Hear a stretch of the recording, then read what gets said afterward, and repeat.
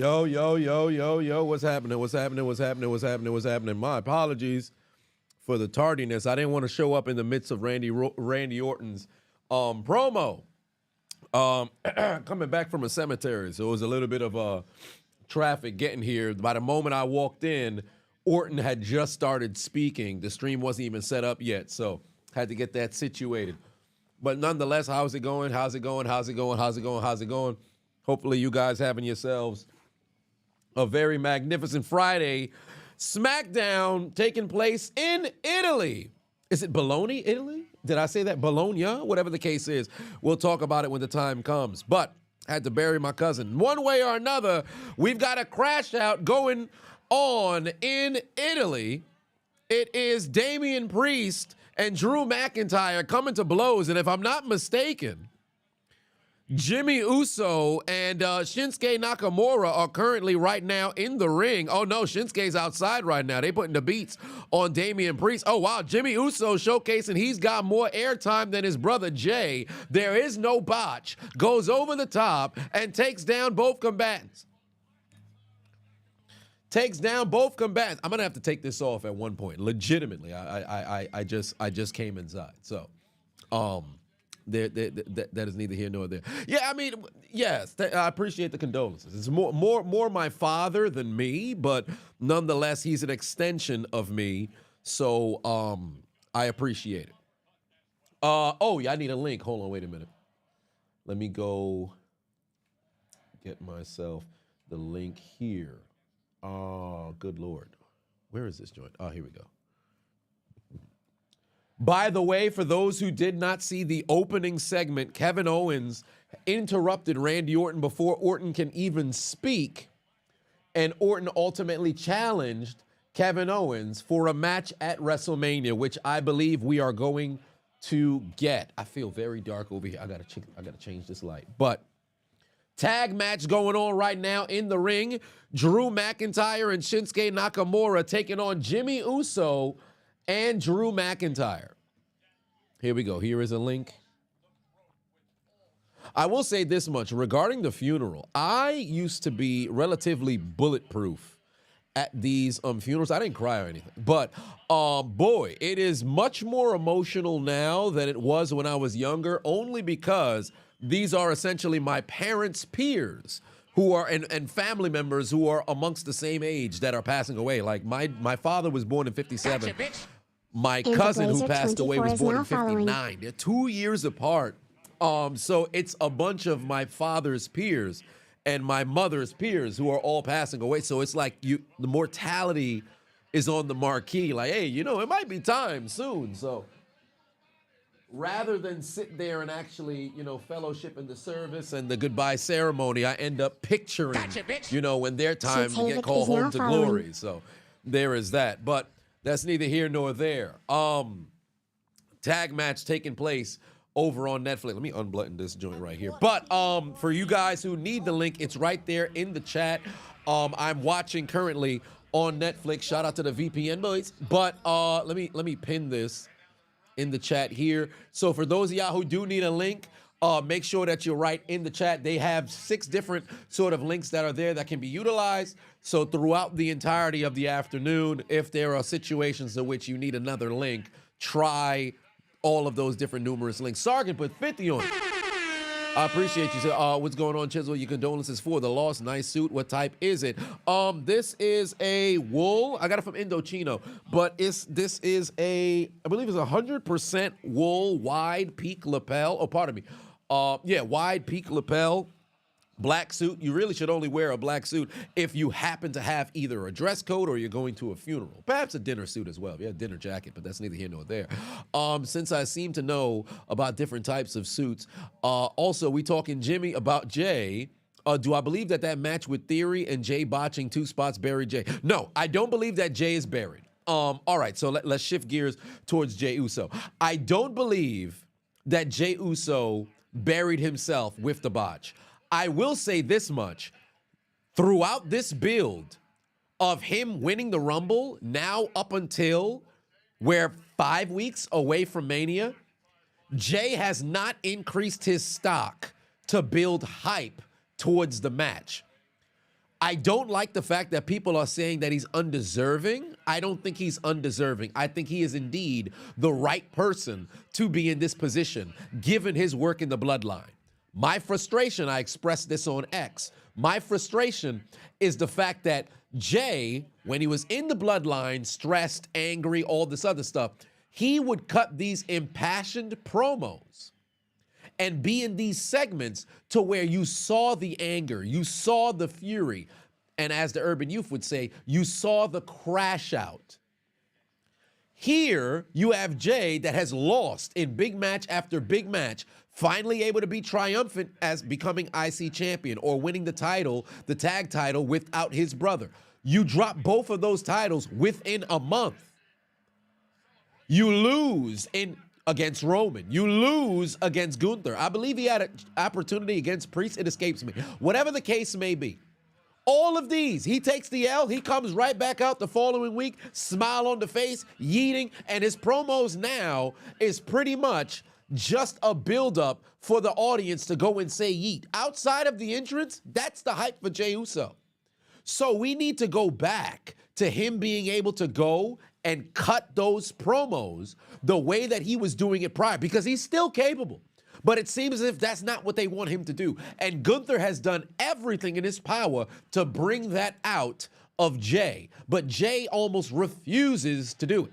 So until we hear Jay say, I gotta get you, and you see the hand like this, I'm gonna be disappointed in the direction that we're going right now.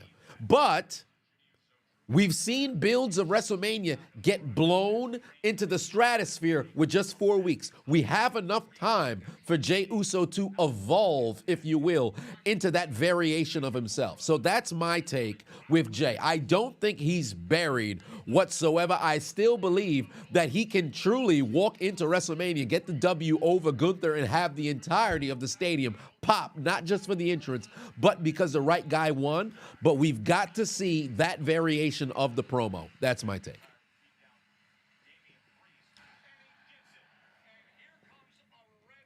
No, I know Gunther had the beat against Priest. I'm just saying for Jay challenged for the IC title and lost, I believe, twice, and then finally won. He challenged for the world title, was it twice or 3 times? After he had joined the Bloodline. I don't want to count, the series with Roman earlier. I know SummerSlam 2023 lost that match. Saturday night main event, he lost to Gunther. I could have swore he challenged again at one point. Oh my God. Placeturned 28 just resubscribed for 16 months. Oh, Lord, I am tripping. Hold on, wait a minute. Let me see if...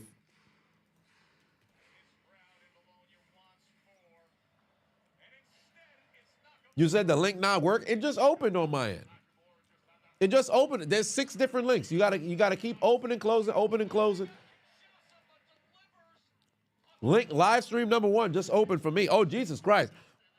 Drew McIntyre currently right now in position, throwing Damian Priest into the corner. Might have said that WWE's hiring writers and producers. You dare me to apply for the job? I'll do it. He lost to Priest and Gunther for the world title. Oh, he also challenged Priest as well. Well, there it is.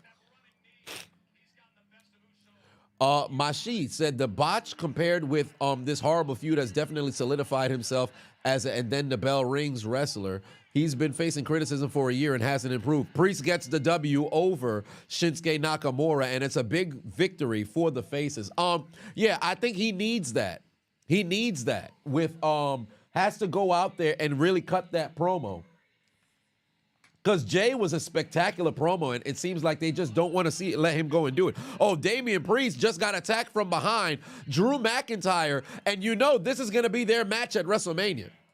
This is going to be the match at WrestleMania. And believe it or not, a couple of people are saying, oh, well, they don't care that much about it. I 110% disagree.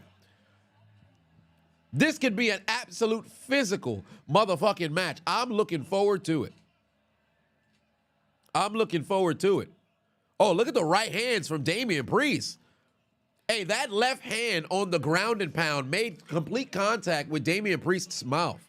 Drew McIntyre is once again wasting, or I should say leaving Priest wasted. Oh no, Priest is getting back up. He might just catch him with the lariat. Priest might just mess around and catch Drew with the lariat. Drew should have never started the countdown for the goddamn Claymore. Oh, he caught him anyway. Oh shit. He caught Damian Priest again. Back-to-back weeks, Damian Priest absolutely laid out by Drew McIntyre. And look at his hand. His hand is trembling. He is selling that damn Claymore. Drew McIntyre doesn't care about wins or losses as long as he's able to visibly and physically assault his opposition. Oh, he said he's going to keep putting down Damian Priest until he stays in the ground. I would love if they had like a last man standing match. I would love that.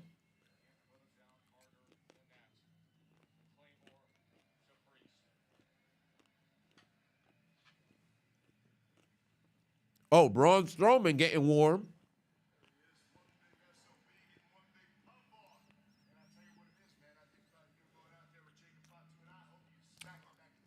Braun Strowman, Jacob Fatu, most likely the main event. If not the Seth Rollins, Roman Reigns, and CM Punk segment.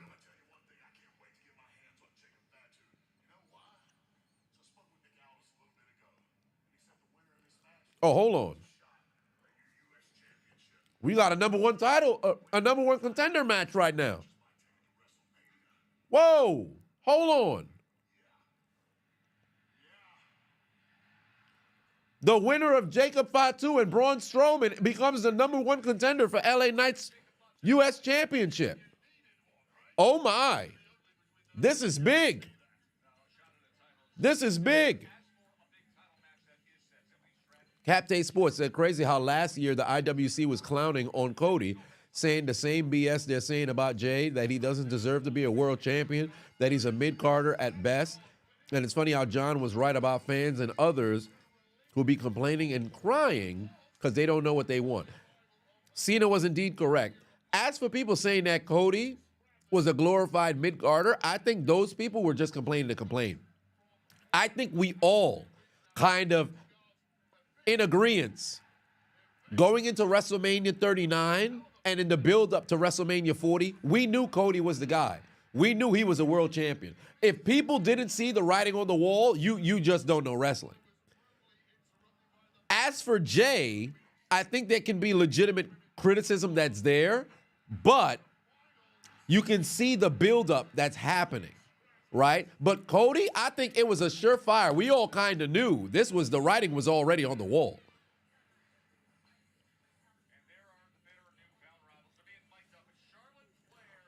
Oh, they're going to have an interview. Charlotte and Tiffany Stratton, both located in different spots.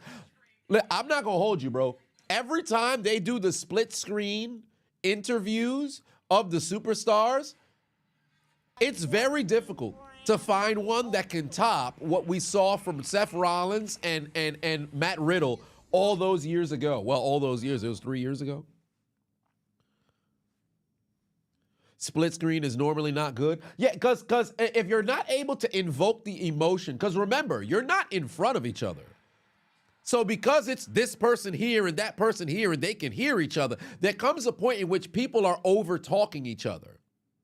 So once that happens, it's kind of a waste of a segment. If you let somebody get their shit off and then you provide your retort and both are able to deliver impassioned messages, we good.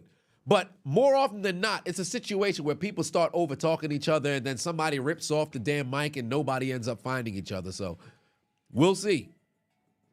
Sargaba51 said, you got another question. Do I like how they currently give out title opportunities like candy? It seems like instead of tourneys or fatal ways. Well, for one, I don't mind if you give out a title shot if it's the champion who's willfully giving it out. If it's not the champion, I think the general manager should set up either tournaments or situations of tournaments to establish number one contenders or miscellaneous matches to identify number one contenders. Unless it's the champion, I got a problem with it.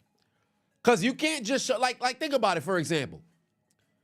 If we'll use the IC championship when, we'll use the IC championship. Braun Breaker going out in the middle of the ring and says, yo, I'm having an open challenge. Anybody who answers the call gets an opportunity, right? But if you just, it's a random Raw and they book Akira Tozawa versus Braun Breaker for the IC title, the hell did he do to earn this opportunity? So I like when there's a scenario and you see it's somebody who has earned their chance, per se, rather than just hand out title shots. We back in 30 seconds. Oh, by the way, I'm really looking forward to seeing the new tag team championships. Pardon, the new tag team champions. Sorry.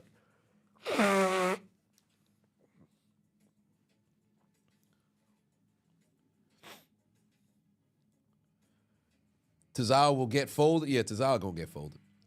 Joker said, you ready for Jimmy to win his solo title? You know, it's actually a possibility it could happen.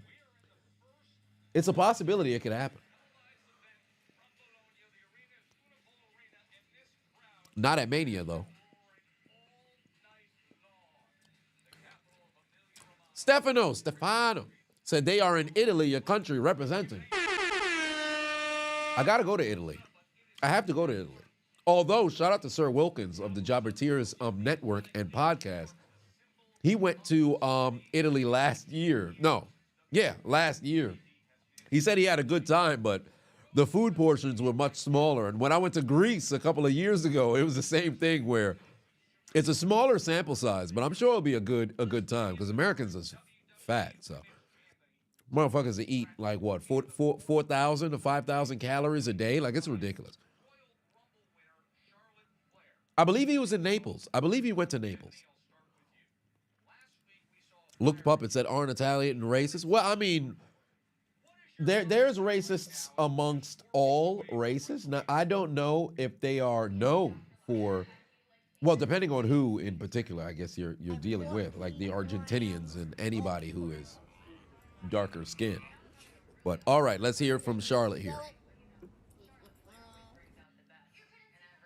Oh, see, she's already cutting her off. Tiffany's already cutting her off.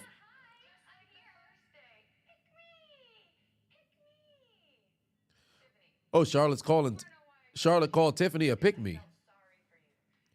I mean, technically, given what the pick-me is supposed to be, utilized for, in Charlotte's case, you on your third divorce, man.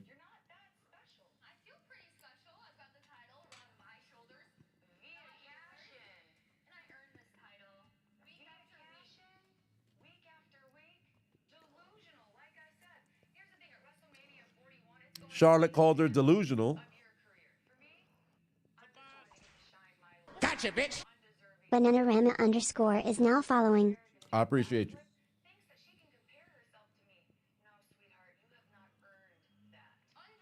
Okay. Cook, Charlotte.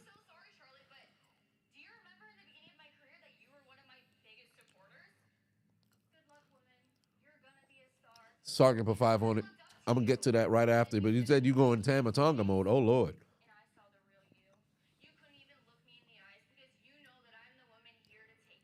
Mm-hmm. Charlotte is not taking Tiffany serious whatsoever.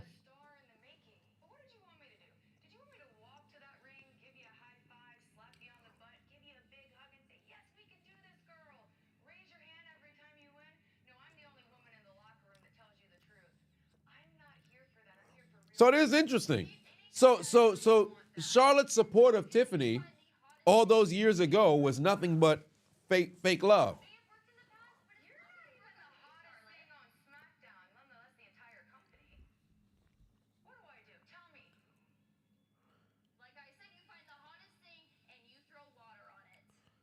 You find the hottest thing and you throw water. Now, Tiffany got to say something. Tiffany's got to say something worth the substance here. Charlotte's cooking her.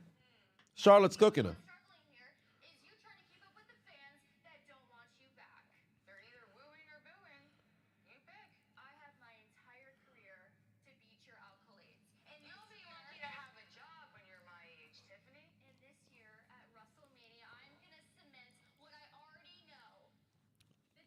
Charlotte's cooking her.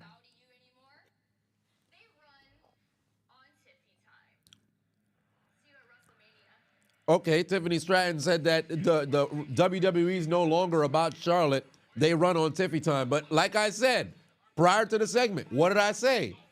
Unless it's a situation where one party gets their stuff off, the next party gets their stuff off, if they're constantly cutting each other off, it's not going to be a good segment. And furthermore, Charlotte just cooked her. Charlotte just cooked her. And I'll tell you why. Tiffany spent the entirety of the segment as if she had bullet points that she wanted to touch on. Your time's over. It's Tiffy time now. I earned my right to be here.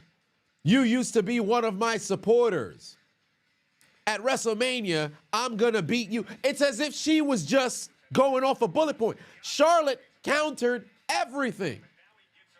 Everything. And furthermore, continues to have that kind of bravado, if you will, of somebody who's not even taking her opponent seriously.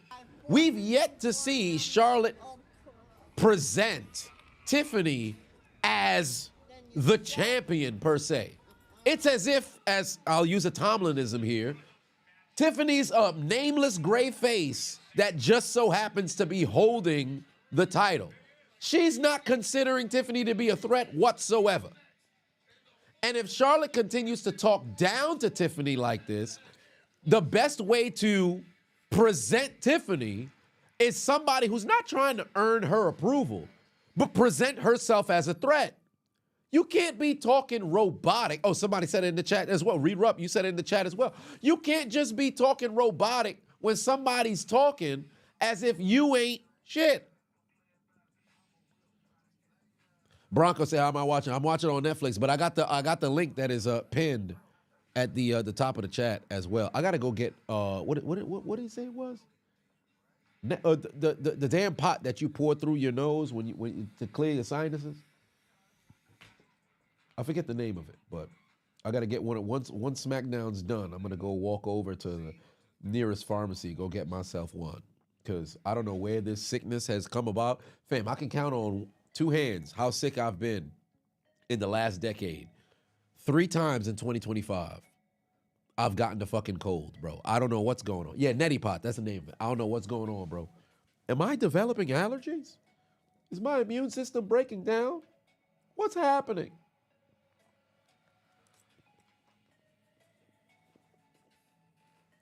The neti pot. There it is. Aiden said, Charlotte is like 97 Michaels right now. She knows who the fuck she is, and that title is just being kept warm for her. Fair enough. And you know what? And I said this prior to her return. Charlotte has a mystique. Like, I understand why people are frustrated about her constantly being in the main title picture, but as much as I dislike the word, she has an aura about her. She makes those matches Walker 1989 matter. is now following. Talk about the 4 horsewomen all you want. When they're in segments, you care about The it. Madhouse is now following. Mercedes, unfortunately, in AEW, she's bringing a lot of eyes to the women's division, but I've never really been a big fan of her on the mic per se, but she makes the matches a big deal. Bayley is always great in whatever sort of stuff they put her in. Becky, who, in my opinion, of the 4, I would probably have her at the bottom, but it's not as if that's a slight on her. She's in my top 10 women of all time, and I think she would be ubiquitous on the line on everybody's, top 10 of the women. But whatever the case may be, they make it matter. They make it matter. Yeah, Jacob Fatu tweaking, but we're going to wait till after we come back from commercial in 20 seconds. Alan said, you think Becky is the best on the mic out of all 4 of them? I agree.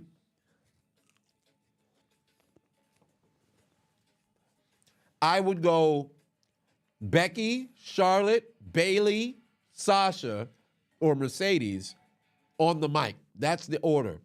In ring, though, I've always gone Sasha 1. But to be honest with you, I know a lot of people talk about botches, all this other stuff, but fluidity, ability to work with anybody, I think Sasha's able to work with anybody. But I hate the finish that she adopted now. I hate that shit with everything in my soul. So I'd end up putting like maybe Charlotte slightly in front of her.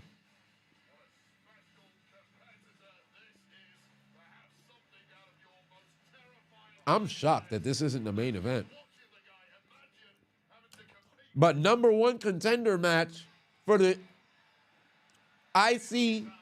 for the U.S. Championship, it's Braun Strowman, Jacob Fatu, Part 3.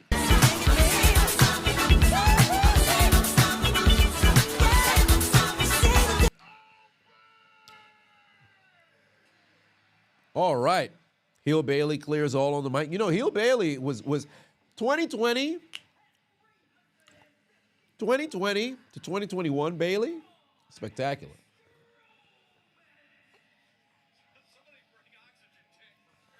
Damage Control Bailey was cool too, but through the pandemic, Shorty was cooking. Swing said, what channel is this on? It's on Netflix right now because you know they're in Italy currently.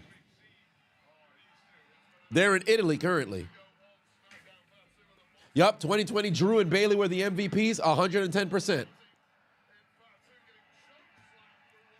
So if you need the link, I just put it there in the chat. Kaz in the building, what's going on? How am I? I'm doing all right. I can't complain.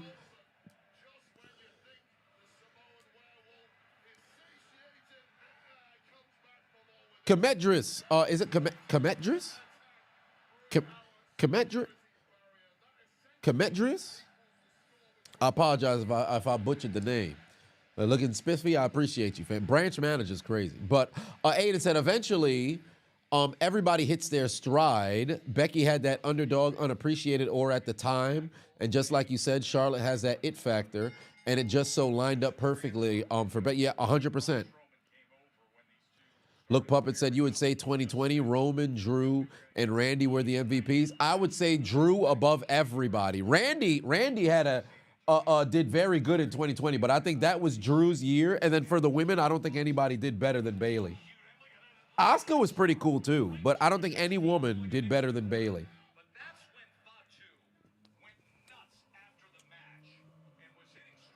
Sasha would be up there as well. But the match has since began, the physical battle between Jacob Fatu and Braun Strowman.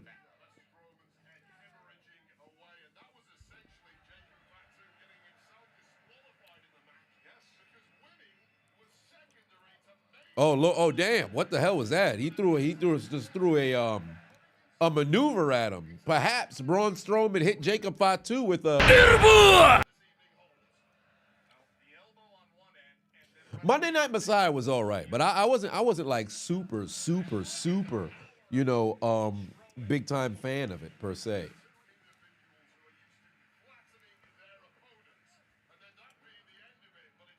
All right, looks like they're going to the outside. Jacob Fatu just got clothesline over the top rope.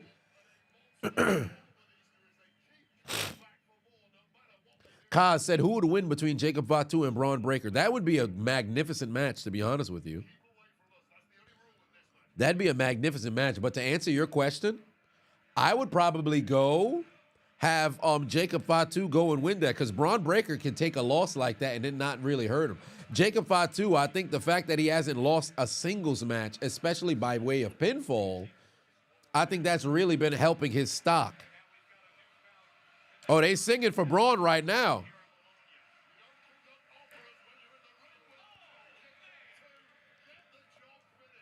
Braun Strowman attacking Jacob Fatu into the corner and looks like he's getting ready to start the Strowman train. He better watch out because Jacob Fatu got a super kick that's charged up.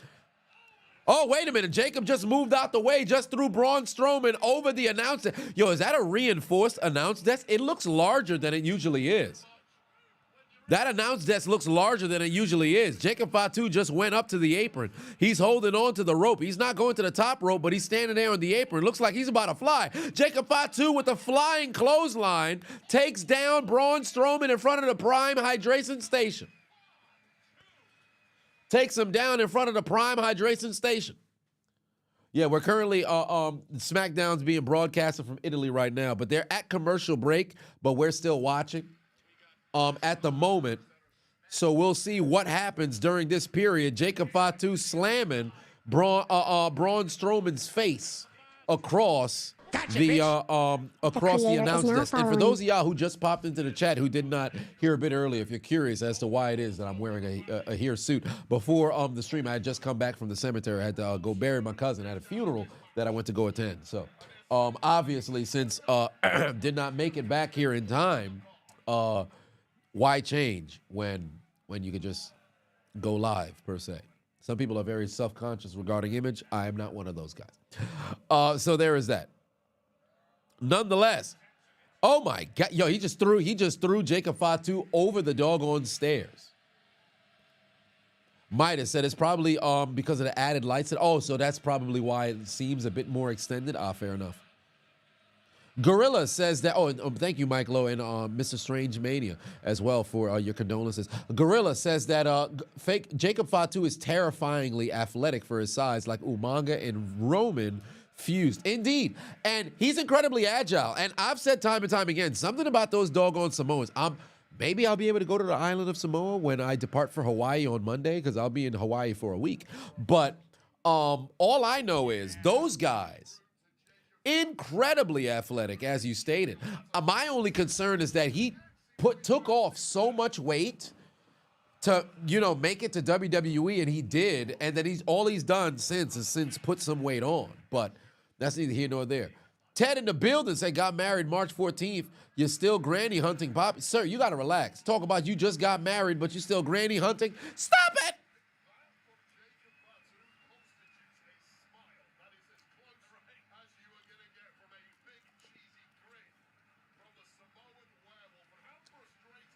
But Jacob Fatu takes down Braun Strowman.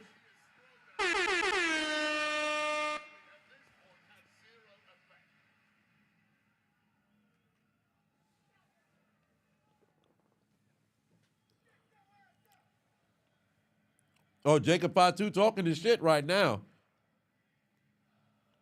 Jacob Fatu talking his shit right now. Sargon said this crowd is awesome. They're going to start doing more international shows. They definitely will. And my biggest fear is, they cheering something right now. My biggest fear is that the PLEs will become, I don't want to say exclusively, but predominantly international. Because the big four will probably remain within the States, despite the fact that Royal Rumble is going to be in Riyadh next year. Or is it Jeddah? One way or another, it's in Saudi Arabia, right? Because the crowds provide such a unique experience, and the United States crowd doesn't have that energy, why would you want to stay in the States for your big shows if aesthetically it doesn't look as alluring as it does internationally? So it's on us Americans to go to these shows and make the kind of noise that will create a scenario where we don't lose our PLEs. DeAndre in the building, what's going on? I appreciate you. Is it Gal? Gallio. I think it's Gallio. Oh, listen to the crowd. I think they're saying that was 2 in Italian.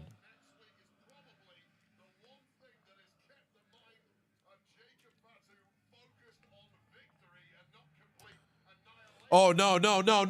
Hold on, wait a minute. Jacob Fatu is starting to line up Braun Strowman. Braun Strowman's crawling to the corner. You know this goddamn Samoan hip throw in the corner. Jesus Christ. That's what he did at Saturday Night Main Event and when he took out Braun Strowman, and now he's tweaking.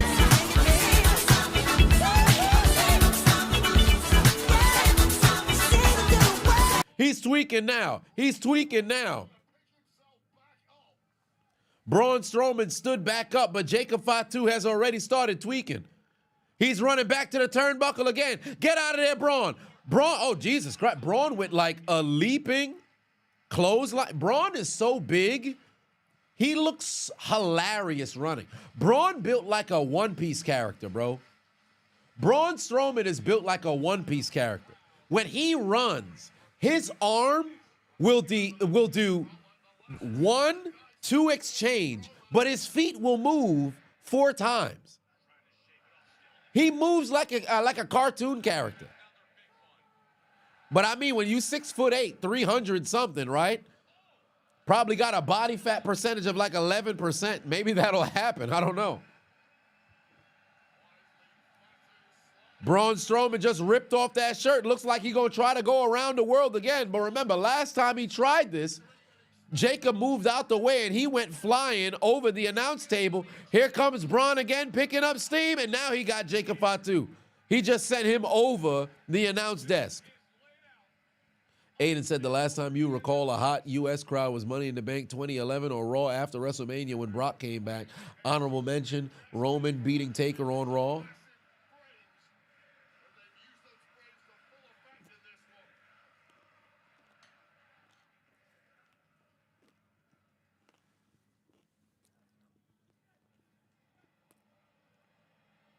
Clothesline, spine buster. Matt said he's a tall midget. That is hilarious. Whoa, whoa, whoa, whoa, whoa.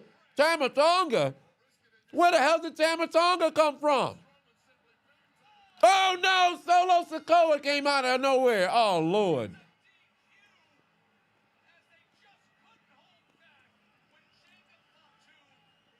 Whoa, wait a minute. Jacob Fatu looks angry. Jacob Fatu looks angry. Why the fuck did Solo and Tama Tonga get involved? They just cost Jacob Fatu a U.S. championship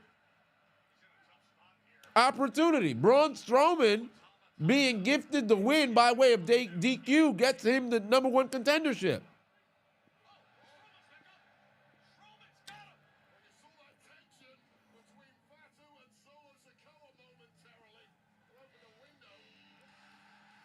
LA Knight's coming out here. What the hell?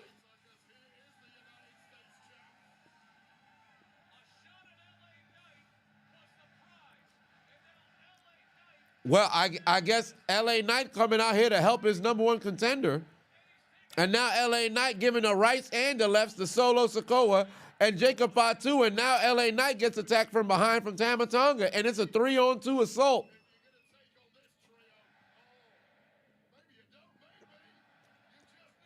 Oh, that was a botch. LA Knight was, I guess, trying to throw Tama Tonga over the top rope.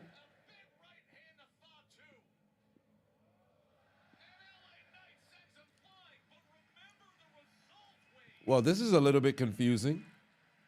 LA Knight, Braun Strowman is going to be the...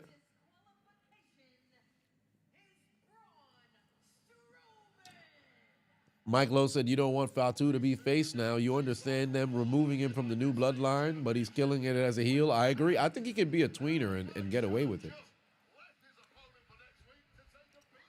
Oh, so next week they're having the U.S. title match. Okay. Well, Jacob Fatu is definitely going to get involved in that. But we're going to need answers regarding why Solo Sikoa thought it was a good idea to come interrupt this match and essentially cost Braun, or I should say cost Jacob Fatu the #1 contendership.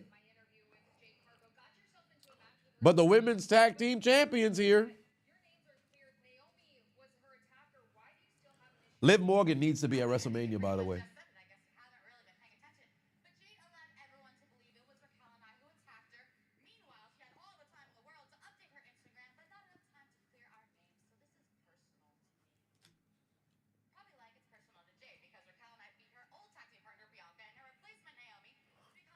Oh, Liv Morgan's just been killing it.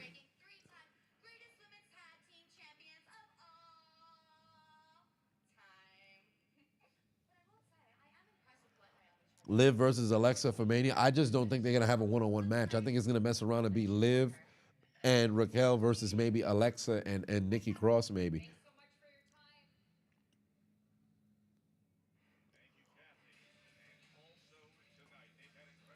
Yeah, we got it. Liv has been the MVP of the women's division since her return and starting that Liv Morgan revenge tour. She's been 110% on fire. She must be at WrestleMania.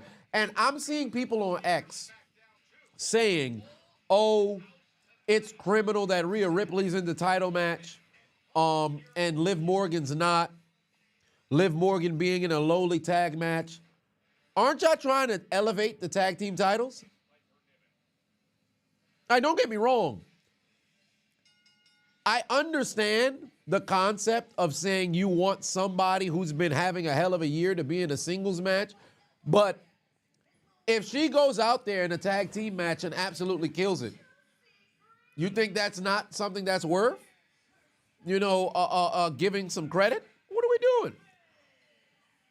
And talk about women who are absolutely killing it. Here comes Chelsea Green's Slagent #1, Piper Niven, taking on Zelina Vega.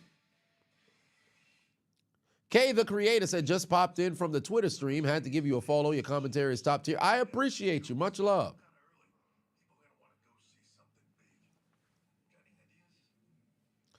Mashi said, it ain't worth debating with Liv Morgan Twitter. Those motherfuckers ain't thinking. Yeah, and I mentioned this prior about the IWC, but I'll say this, and I know I'm going to have to tread lightly here, but you know what? Let me not take a bite.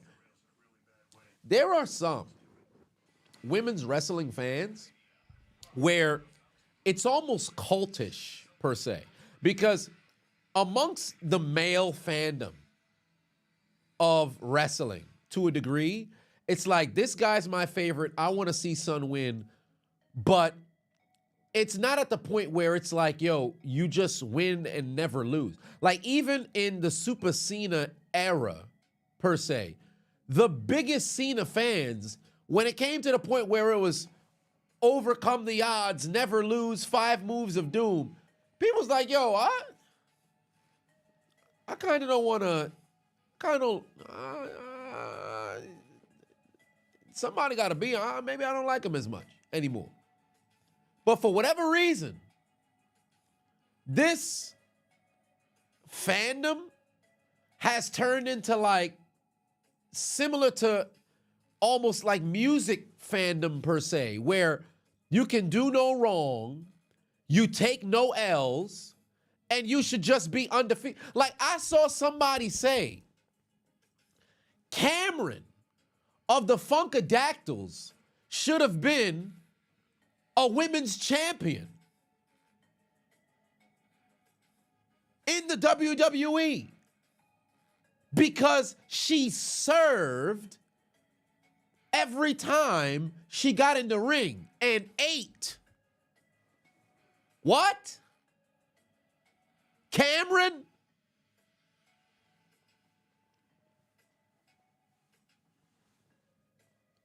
Bro, at one point, I understand again, you don't gotta be the best person in the ring. And not everybody's gonna like the same person, right? That's not an issue. But there comes a point where you got all these takes, which everybody can have an opinion, but you're objectively obtuse. This makes no sense. Cameron? You got people who, I'm a fan of Zelina Vega. I feel as if Zelina Vega's been underutilized and everything. But you got people talk about, yo, it should be Zelina Vega in the triple threat match instead of Rhea Ripley. I can understand if you don't want Rhea Ripley to be there. But Zelina just...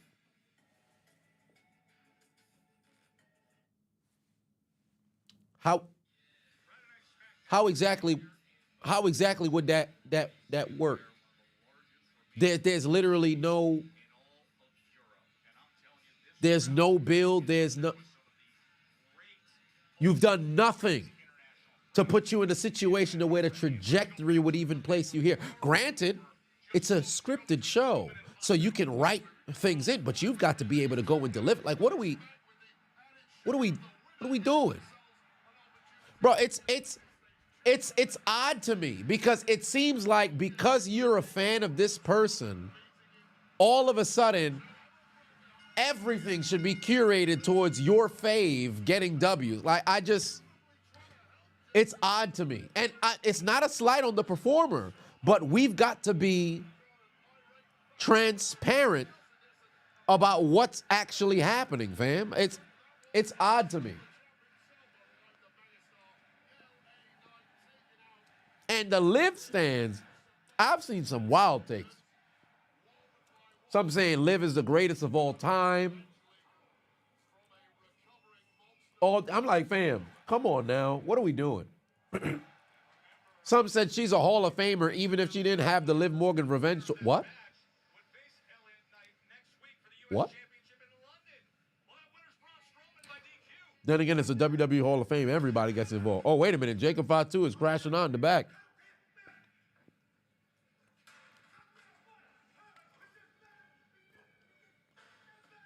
Jacob Fatu throwing everything. He tearing up the back.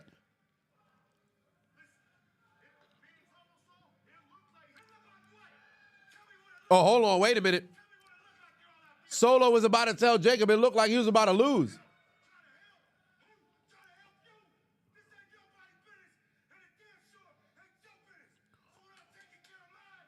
Oh, wait a minute. Jacob Fatu told him when he taking care of his, you better watch it. And he looked Solo right in the eye when he said that. And remember, Tama Tonga was directly, although Solo Sikoa is indeed his tribal chief, he was the one who was standing next to Jacob while Solo took a hiatus. Edward in the building, what's going on? Wait, Italian rapper? Oh, miscellaneous Italian lady. She a rapper? Anna.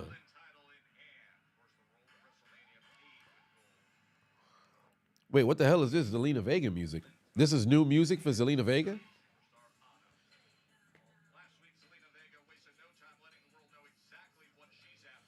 She got new music?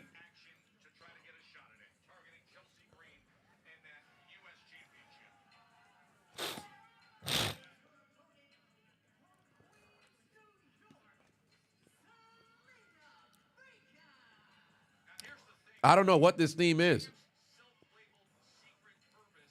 The Hall of Fame criteria is working for WWE for a long time. Absolutely, because it doesn't make sense the way their Hall of Fame is structured, but it's not anything to be taken seriously because it's not anything that's accredited across, sports per se. Zelina Italian? No, Zelina's not Italian. She's Puerto Rican. Yeah, she's still a face. We need to get rid of Def Rebel. I agree. This music is ass. I ain't gonna hold you.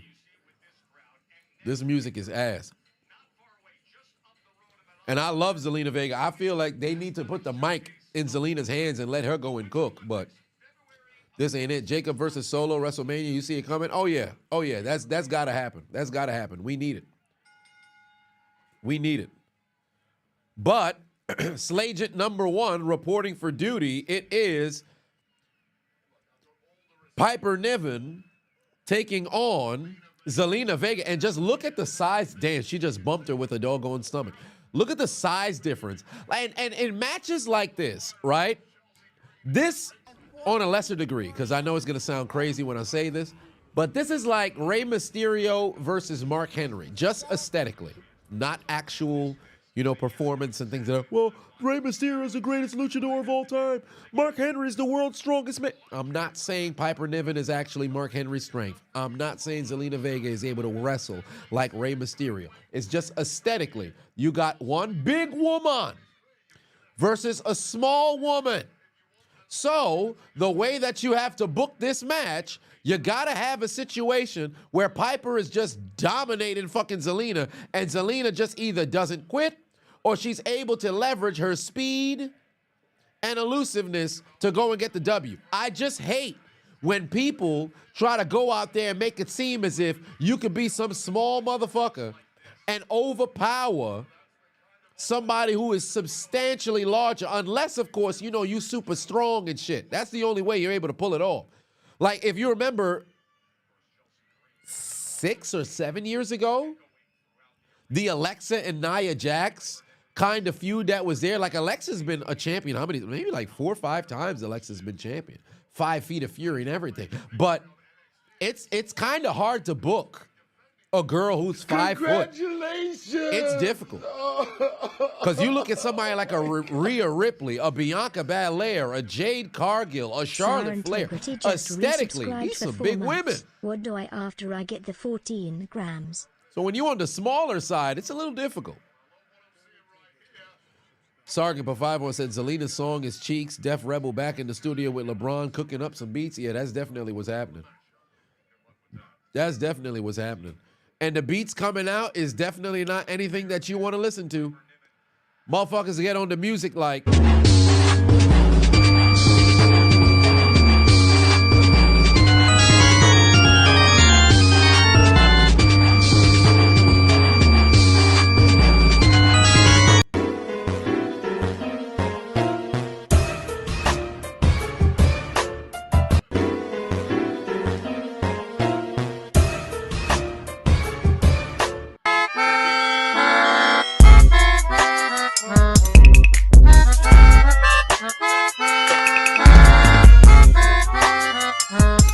trash. All right, but we've got 10 punches coming from Zelina on top of Piper Niven, but Piper ought to just throw her ass off. Indeed, she just did. Would Io and Asuka be considered small or medium size? I would say more along the lines of medium, but then you take into account their move set and how they're able to, because they're not only high fly, well, maybe not so much Asuka, but Io's not only a high flyer, she's also a technician. Asuka's a complete technician that's there, and she could also be a brawler, a mauler, things of that nature as well. So since that's the case, you have multiple different styles. The problem that you run into when you have girls like Zelina Vega, per se, she's not a technician. She's not a high flyer. She's just like, I don't want to say generic per se, but she's like a wrestler. It's just standard, move set, things of that nature, right? So you're not a powerhouse. You're not a high flyer. I don't want to say it's a limited kind of style that you can wrestle, because we've seen, there are men counterparts that are similar to that have been able to navigate. Like somebody like Miz, right? You're not going to get some 5-star classic kind of match per se, but you could tell stories. Yeah, Zelina's more of like a feisty type per se, like a feisty type. Liv, to a degree, is the same, because Liv is what, like 5'2", but Liv has since changed up her style to be a bit more impact and stuff of that nature, right? So, and she's been able to take a bit of damage as well, so you also have that high sell ability, if you will. I know that's not a word, but utilize that. So there's a lot of different elements, per se, that can be utilized. Lord said today's show is not on USA. No, it is on USA, just later tonight. I'm just watching live in real time because they're currently in Italy. Remember, they're on the European tour. If you guys need the link, I just put it in the chat right now. Piper Niven one-on-one with Zelina Vega. Zelina needs a rebrand. I agree. And it needs to start with her on the mic. Like, if there's one thing I can't understand, it's the fact that you don't have a microphone in Zelina Vega's hands. Just let her go and talk. Even if you don't want her to wrestle, just let her go and talk. Live more reckless, like a reckless abandon kind of thing. I mean, I could see that too. Oh, are they saying we want Chelsea? They're saying we want Chelsea. Chelsea is over. I wonder if they're going to start pledging allegiance to the flag of the United States of Chelsea. Joe said, you like Zelina, but small female wrestlers like Liv and Zelina take something away from the matches. They barely even move the ropes when they run. Yeah, because there's... And that's where I think kayfabe and the reality of it all being dead takes away from the product. Because remember, you've got to buy into what it is that you're saying. You're not just seeing some sort of spectacle of athleticism. When the story is good, It almost blurs the lines to where you sit there like, hold on, wait a minute. Drew McIntyre, CM Punk was legitimately that. Cody and Roman was like, The Rock and Cody was like that. You want to have stories that blur the lines. So when you have a situation where you got some, again, I'm saying it in a disrespectful manner, but a little girl in there with some muscled up broad, and you expect me to believe she doing some form of damage when we already saw the muscled up broad pick up like 250, 270 some pounds like it's a feather and drop her, but I'm struggling against this 5 foot? Come on now. Now, granted, you know, it's not always the size of the dog per se, but you have to look at it from just a casual viewer stance, you know? Put her back with Andrade. I mean, right now, they doing nothing with Andrade. They're doing nothing with Andrade.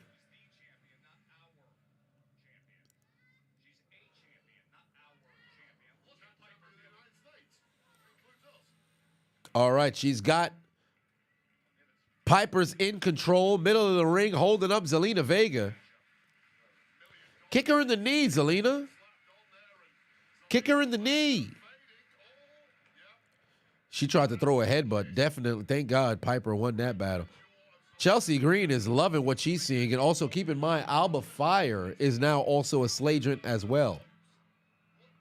Banana in the building. Said, don't ever disrespect me, looking like Wesley Snipes after the IRS got done with him. Hey, listen, they definitely took that bread. One time in my youth, I did indeed look like Wesley Snipes. Kamari in the building. What's going on?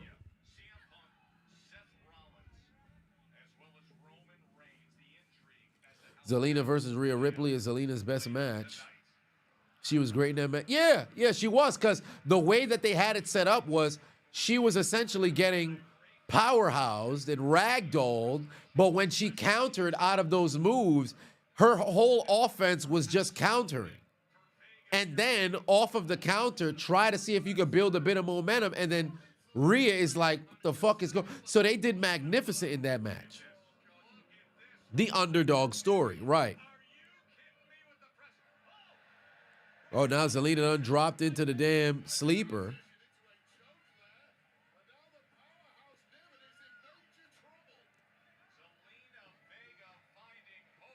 This sleeper is not going to work long term, fam. You can't get me to, come on now. Piper could just drop herself backwards. DHB said, you hate the lack of exploiting a particular body part in today's wrestling. I agree. But then not as much people are technicians. But even still, that should be something that's specified.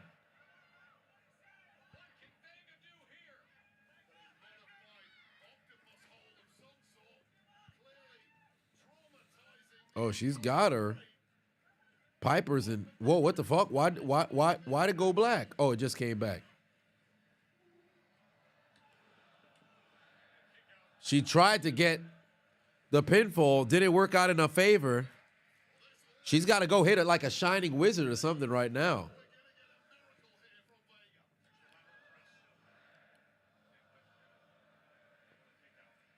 What if Paul Heyman betrays Roman and Punk and joins Seth? That would be very, very compelling. That'd be very compelling.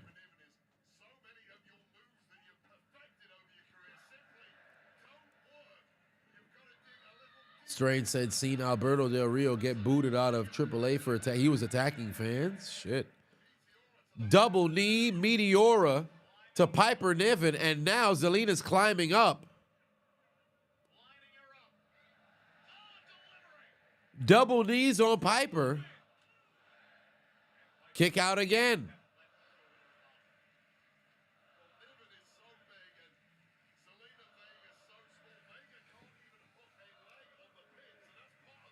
Golly. All this offense we're seeing from Zelina Vega to no avail. Oh, I think she was looking for some sort of Canadian destroyer. You're not going to get that.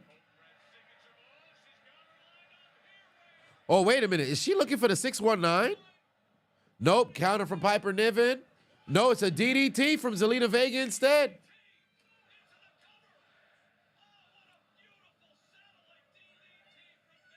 All of the offense we're getting from Zelina to no avail. Oh, Piper Niven just got up on the top rope and she just caught a forearm for her troubles. 619. Zelina just hit a 619. Alba Fire trying to get involved, catches a foot for her troubles. And Zelina just got caught with a crossbody. Wow. Piper won the match with a crossbody.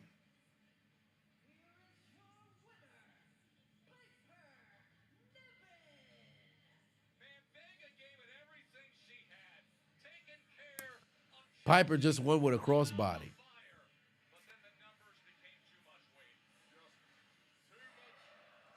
Wow.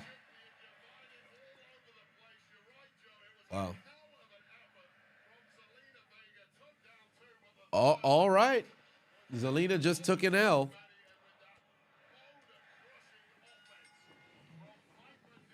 Oh, boy.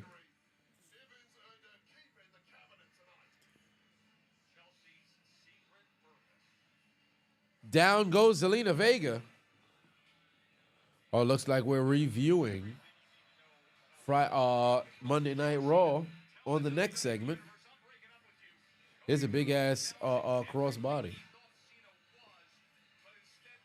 Will Smith said, in my opinion, who was / is the best face and heel of every era of wrestling? Golden, New Gen, Attitude Era up until now.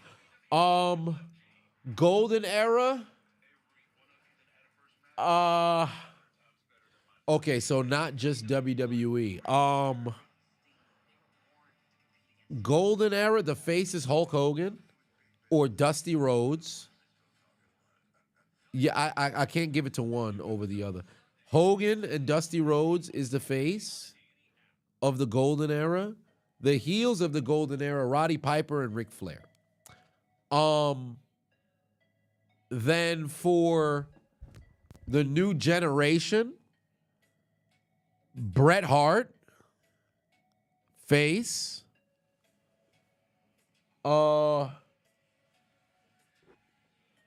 Bret Hart. And then the heel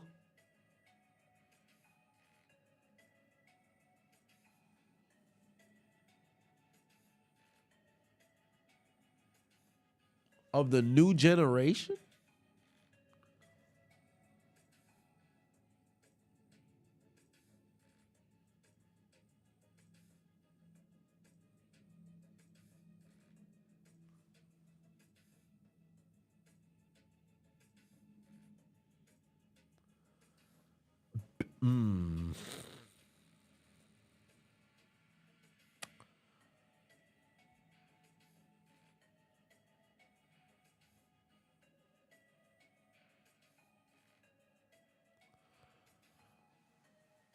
I don't.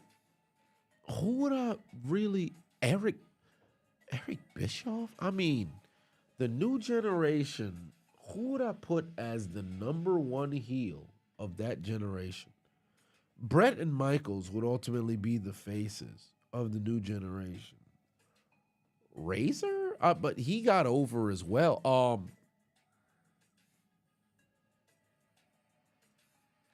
Mankind was heel. Vader?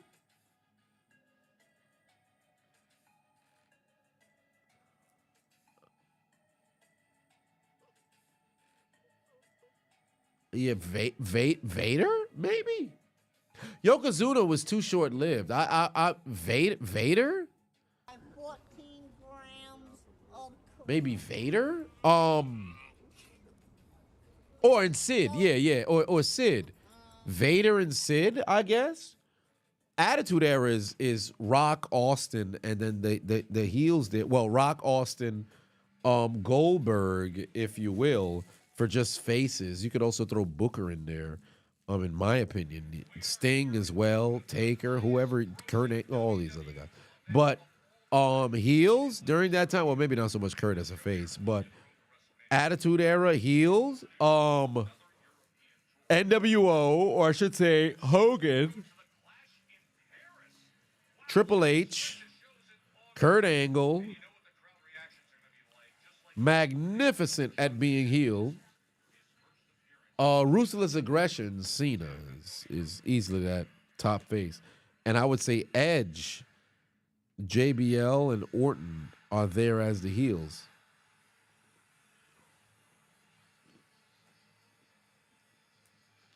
Who that for life, Chris? But 5 on it said, biggest Zelina fan here. Keep up. You keep getting hoed.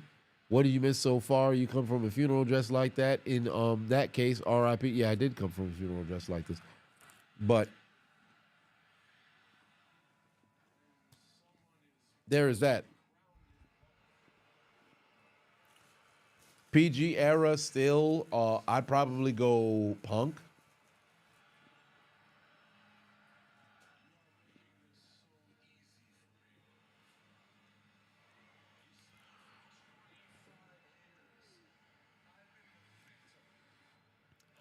Mark said, how can you watch this show live? Here is the link.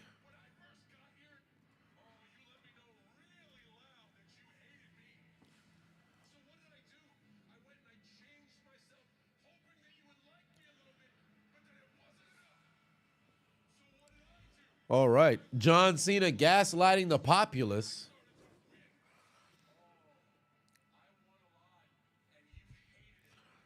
It was an all right promo, but he didn't do the whole fine speech business.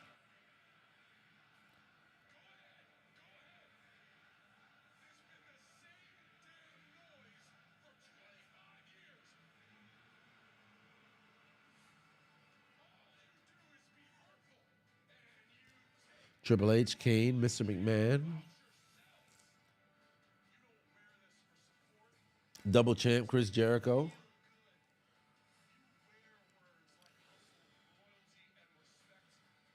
He did break up with us. Cena did indeed break up with us. All right, where's my other shirt? Because this suit's starting to get hot.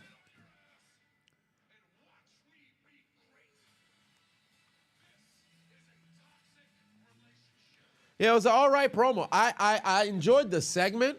I just thought he was going to go in on Cody a bit more, but he did not. Sergeant Patu said, justified Cena heel turn. 14 grams of Yeah, but then you sell I think the whole spiel of you know, us not really caring about him and all this other stuff, it's kind of cheap, but it is what it is. All I know is that kid who was sitting front row definitely felt like he got taken advantage of.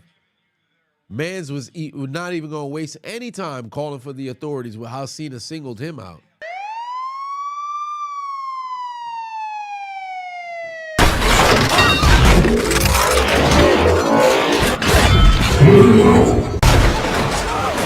We are the police. We are the police. The police of Haiti. The police of Haiti. Take his ass to jail! You go to jail, you son of a bitch! All right, hold on, man. You go to jail!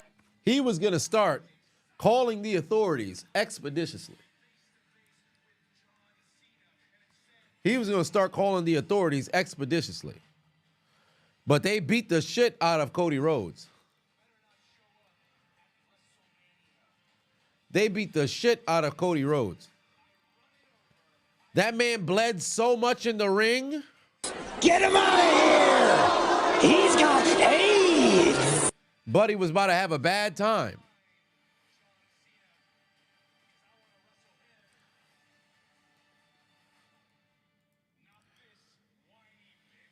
And Cody called The Rock a bitch to his face. Well, no, I think he just said it in the promo. But he called Cena a bitch to his face. And we were so happy to hear that. Had us like, oh, yeah. Come on. Cha-cha now, y'all. Oh, yeah. Come on. Cha-cha now, y'all. Oh, yeah. Come on. Cha-cha now, y'all. Oh, yeah.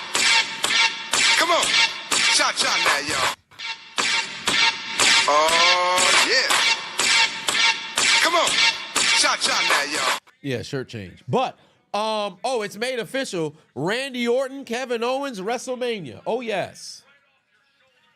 Randy Orton, Kevin Owens, WrestleMania. Let's go.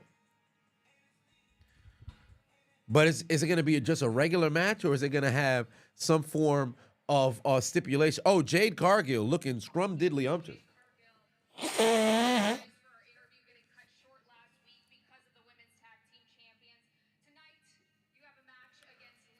Jade Cargill one-on-one with Liv Morgan later tonight. That's a bad wig. Shadow Fatu said, who is a better heel, Suit Jericho or Bald Randy? Suit Jericho was great.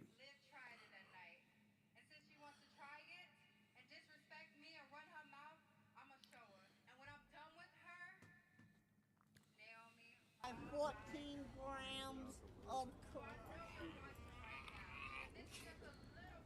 Then you sell it. Oh, Jade better beat the shit out of Liv then.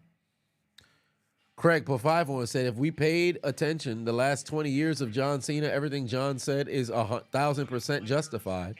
Man got cheered because he was leaving to get surgery. Indeed. You're certainly not wrong.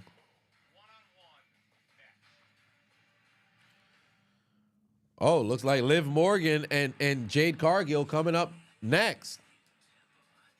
Jade Cargill and Liv Morgan coming up next. What do you know?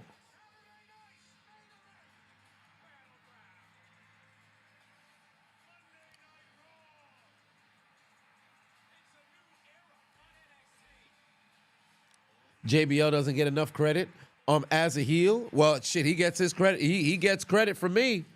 I've mentioned JBL's amongst one of my favorite bad guys in WWE history.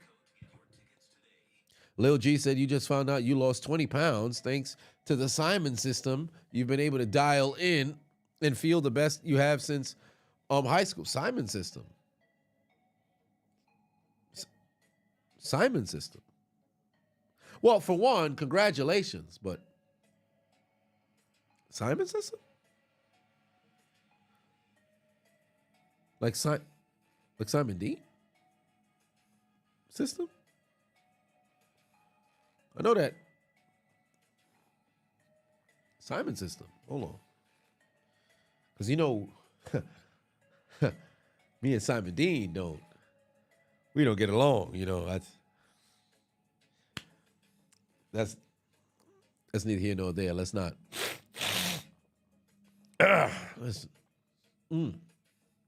Let's not go there.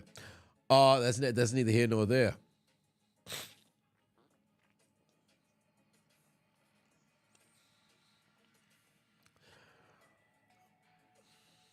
Mr. Strange said, all right, thank you for helping me with a better night's sleep with KOT. Yes, I'm glad that you've been enjoying it. I'm glad you've been enjoying it. I'm so happy DIY is no longer tag team champions, bro. I'm so happy they're no longer tag team champions, bro. I had enough of them.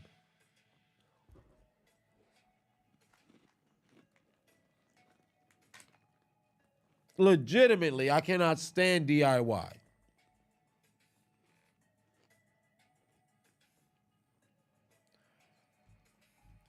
But I'm hoping that we see the Street Profits tonight. That'd be great. How did DIY lose all aura on a heel turn? It wasn't believable.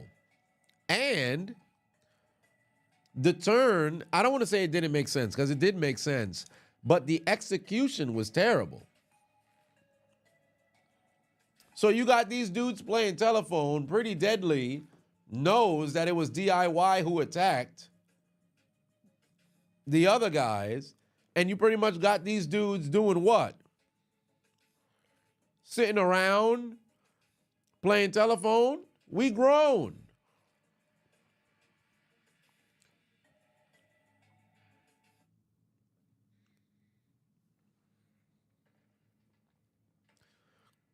Oh, here comes this 4 business again. Is it Penta or is it Aleister Black? Is it Penta or is it Aleister Black?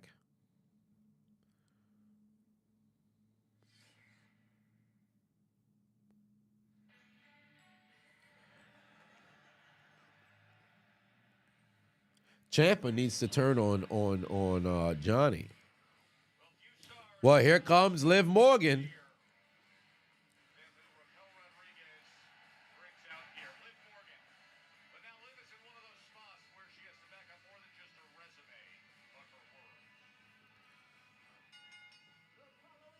All right. Oh, somebody got a Liv Marry Me sign. Oh, Liv always, see putting that damn jaw to work, chewing some big-ass piece of gum. It's probably the Bubblicious. You know, when Liv Morgan steps to the ring, you got to see that big-ass mouth. You about to see all 32 motherfucking teeth. It's a long-ass entrance ramp, I'll tell you that right now. But Liv Morgan on the way to the ring, ladies and gentlemen, one-on-one with Jade Cargill.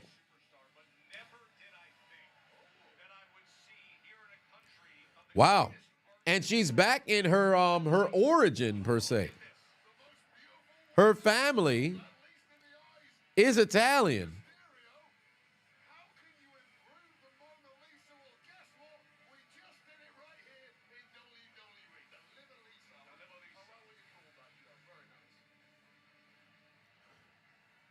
Hey, listen. All I know is Jade about to come out here and put in some work. Jade about to come out here and put in some work.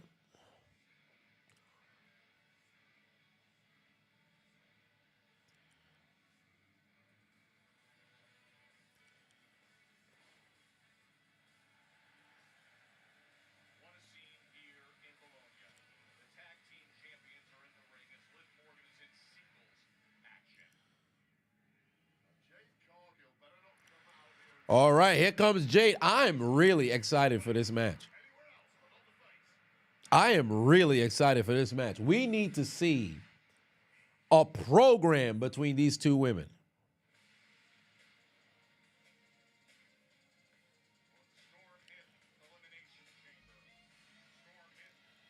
All right, here we go. Jade Cargill. Look, I love her entrance, bro. I love her entrance. Not a big fan of this wig, though, but that's neither here nor there. You got a feeling Naomi's going to be, without question. Also, Liv has a legitimate gripe with Jade because Jade was still posting on IG. Jade was still posting on Twitter. Jade was still active on social media. But you mean to tell me you couldn't update people about what happened and who attacked you?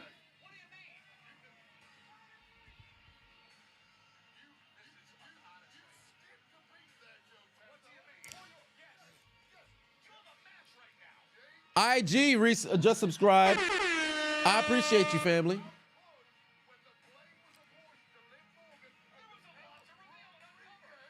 All right, I'm looking forward to this match. Let these girls come out here and cook. Jade better put on a fucking performance because you know Naomi's gonna get involved. You know Naomi's gonna get involved. The crowd is making some noise here. They are reacting for Jade. Oh, she's blowing kisses. She's doing too much right now. Jade needs to be angry. God damn, Liv is booing her with her whole mouth. She looked like a cow just now. I've never heard. Who do you know boos with their whole boo? Like when you boo, your mouth can only get boo, boo. Liv's boo. Who boos like that? Boo. You can't even boo like that. Boo! Who boos like that? Liv whole mouth open. Boo! You can't even do that. That's not humanly possible. Is she a sheep or something? How? Liv can probably swallow a watermelon at this point. Oh, Jade walking down Raquel Rodriguez. This is not going to be a two-segment match. Well, then again, given that they had both their entrances in the opening portion, I'm 100% sure we're probably going to end up going to a commercial.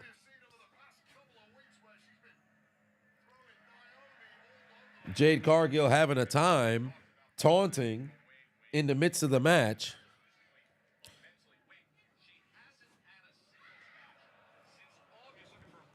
Oh wow, she hasn't had a singles match since August. Is insane.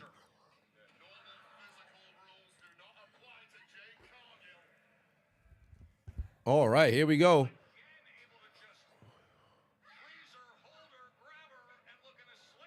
Fall away slam on Liv. Nip up by Jade. Good offense right there from Jade. Not too much fluidity thus far, but nonetheless. Wait, Liv Morgan's leaving? That doesn't make sense. Liv said she was going to teach Jade a lesson, and now Liv is leaving. Jade about to go walk her down. Oh, wait a minute. Is this when Naomi gets involved? Why would Raquel even put the whole title up? Wait, Raquel just walking, she didn't notice that Shorty got pulled back? What is Raquel doing? This ramp is too fucking long for them to do this spot of, I'm leaving. I don't want to wrestle no more.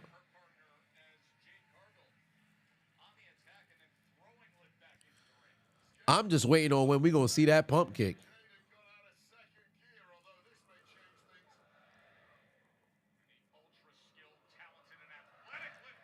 Oh, she about to get powerbombed.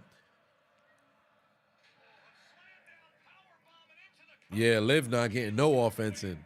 Liv not getting no offense in. This been all Jade right now. Jade low-key look like Tiana Taylor. I could see it. I could see it. Orton will punt kick KO at Mania. I hope so. I hope so.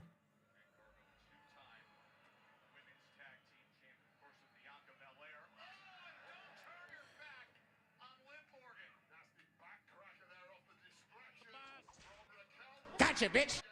Blackcourt_ is now following.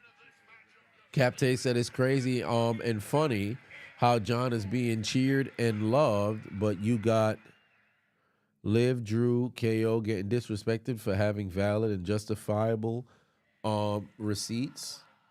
Well, I think it depends. Oh, Liv is back in the ring. She done took the title and started taunting. Oh, she's holding up the title on each end of the ring.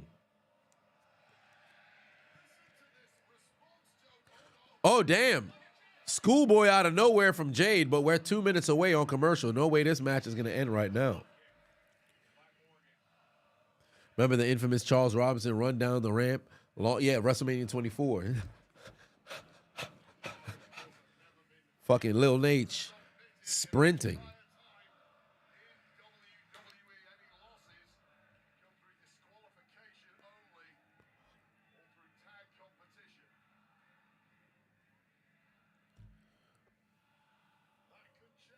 Yeah, they're singing right now in Italy.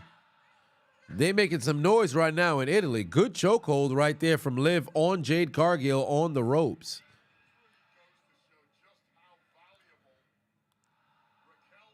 Drop kick from Liv right on to Jade Cargill. Got her in pain. Yeah, it's a good crowd. This European tour, the crowds have been on fire. Gotta admit that. Mr. Strange said that makes you want an Italian sausage pizza. You know, I haven't had pizza all year. Since I was doing the 75 hard, I stayed away from pizza altogether. Now that it's over, I can have myself a pizza, but I don't think I'm going to have it until I go to Hawaii. I'll have a Hawaii pizza, maybe. Hawaiian slice, per se. Code breaker, or I should say jawbreaker right there from Liv Morgan. Jade kicks out. 30 minutes until we come back from commercial. Oh, are they saying that was 2? Crowd is hot. They still hot. We're 2 hours, well, hour 45 in to the show. Crowd is still hot. Cool Complexity said, do I think WWE brand should cater itself more to the international audience overall over time? Well, they are already to a degree, and I think if they were to, as I mentioned earlier, predominantly focus on the international audience, I think they're going to take a hit because the domestic fandom is ultimately, I don't want to say what made them per se, but that's all reliable. Matt said best pizza in Brooklyn. You know, I don't want to say generically with the cuts and slices per se. Originals pizza is pretty good.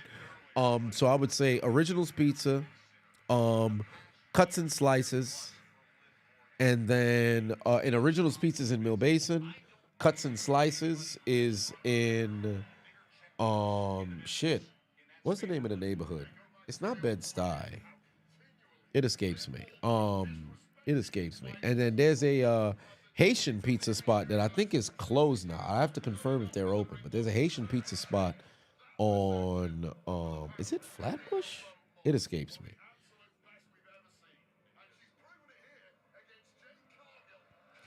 Oof. Oh, she's doing the Three Amigos now. Liv doing the Three Amigos now. Jade is in trouble. Liv is doing the Three Amigos now, disrespecting the memory of Eddie Guerrero. There's the Three Amigos.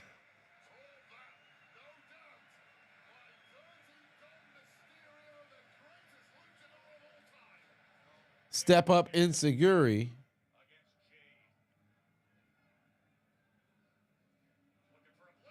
German suplex from Liv Morgan, on Liv Morgan from Jade Cargill. Flatbush and Tilden, there it is.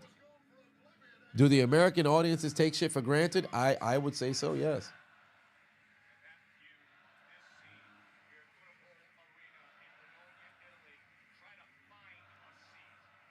Golly.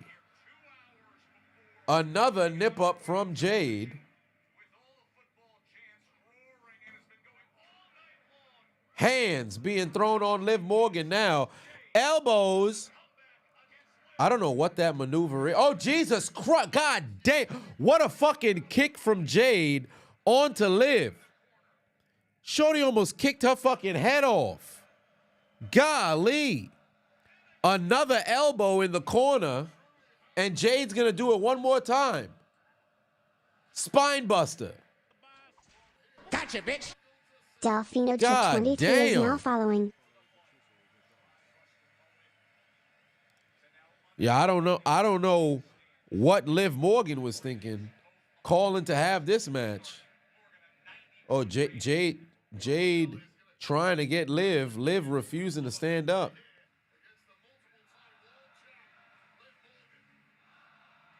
Oh, she got her up. Oh, Jade with a maneuver on Liv. Yo, Jade has nipped up 3 times in this match. Jade has nipped up 3 times in this match. Wait, she just did that just to go for the pin cover? I don't understand the logic there.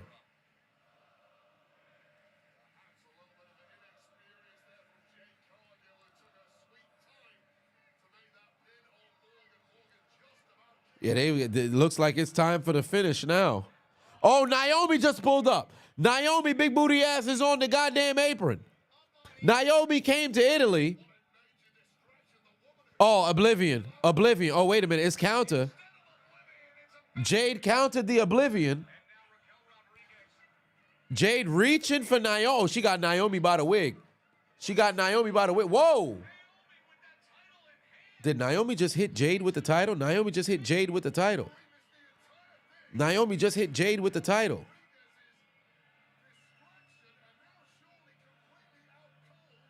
Naomi just hit Jade with the title, and Jade's getting back. Yeah, she's in position for the Oblivion now.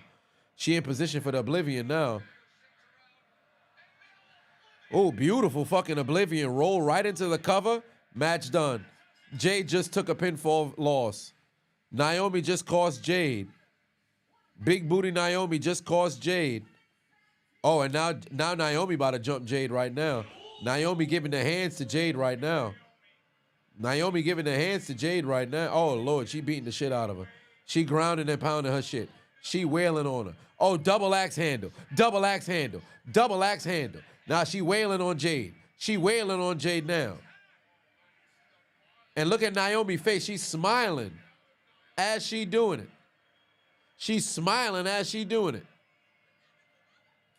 Real Robbie Mack in the building. What's going on? Oh, my God. All kinds of... Oh, yo, she just picked up Jade. Just stomped on her. Ah, shit. She just picked her up and stomped on her. Can you sell it? She picked up her face and then stomped on her. Oh, that might have just flattened the titty. Naomi's got a face planted right there in the middle of the ring. Dope Outdoors put 2 on and said KO should sell the punt kick even beyond Mania. Oh, you know he will. He's a wrestler's wrestler. You know he will. Naomi hand to the ears.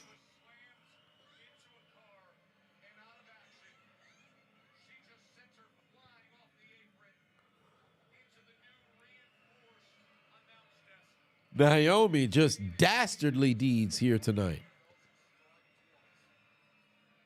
Golly. Virgo said, fun fact, Shannon Sharp came to your hometown yesterday, did a meet and greet and a bottle signing. You was able to get a signed bottle, took a picture with him too. You'll never forget that moment. How cool is that? Congratulations.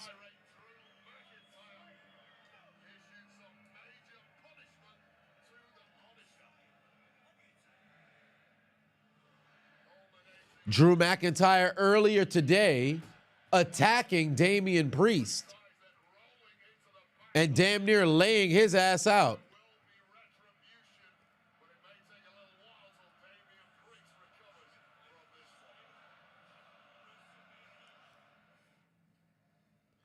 Oh, Drew McIntyre back-to-back weeks laying out Damian Priest, and now he's leaving early.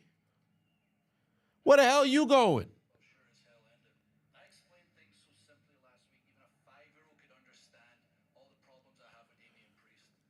IG said it is honestly wild. Indeed.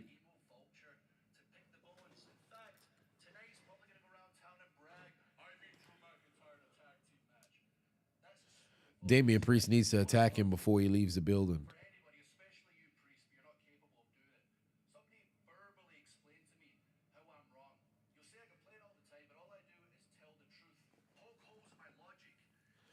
Baby Pluto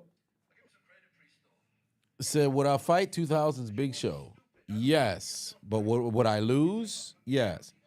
Big Show's hand is massive. I'm not. That's going to be something.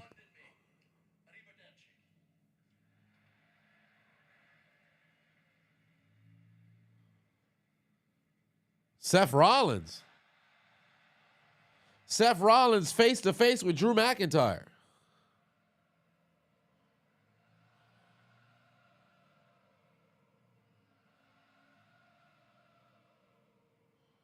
The people cheering Seth Rollins' theme. Roman Reigns, Seth Rollins, CM Punk, all under one roof later tonight.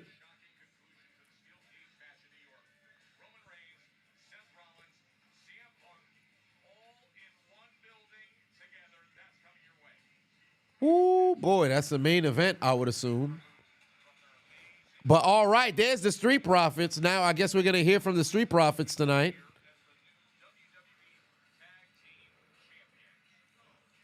What does Seth do with all these outfits he be wearing? That's a great question. I have absolutely no clue. I have absolutely no clue. Progressive Knowledge said, how can you watch SmackDown live now?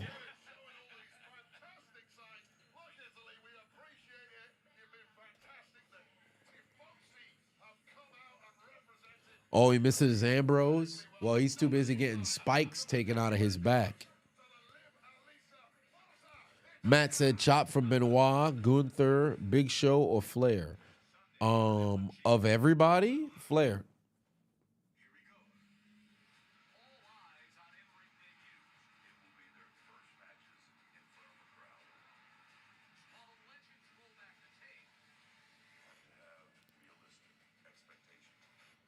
Seth dressing like a JoJo villain? Ain't that the truth?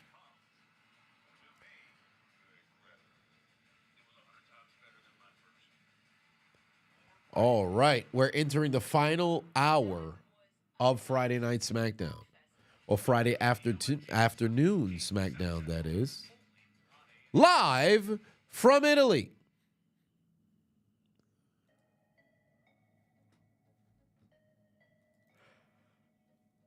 All right. You doubt Mox is going to show up at WrestleMania? That man been having too much fun in AEW. Yeah, he's not coming back to WWE for an incredibly long time.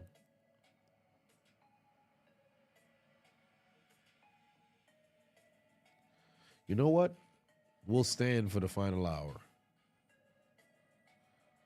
We'll stand for the final hour. LeBron, dance as we transition.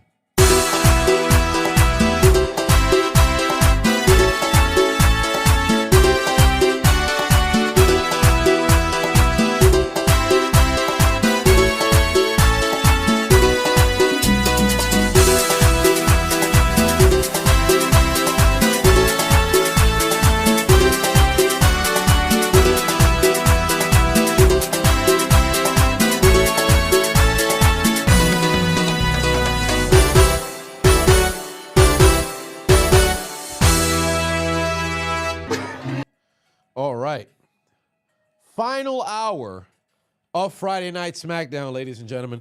Thus far, we've had a couple matches, but primarily storylines for WrestleMania are being set. Jacob Fatu angry with Solo Sikoa interfering, and intervening in his match against Braun Strowman, where winner would become the #1 contender for the U.S. Championship.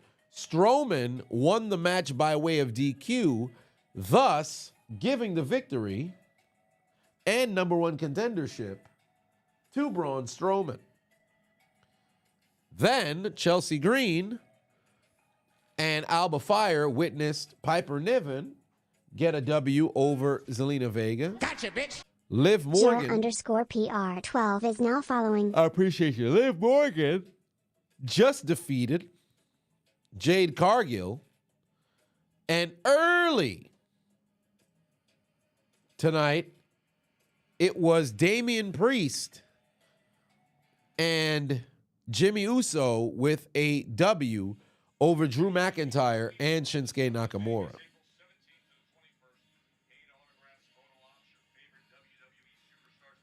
How would I feel about a Naomi Nia tag team? I don't like it. I don't like it. I've seen a lot of people try to make a Bloodline scenario for the women. I don't like it. I don't like it.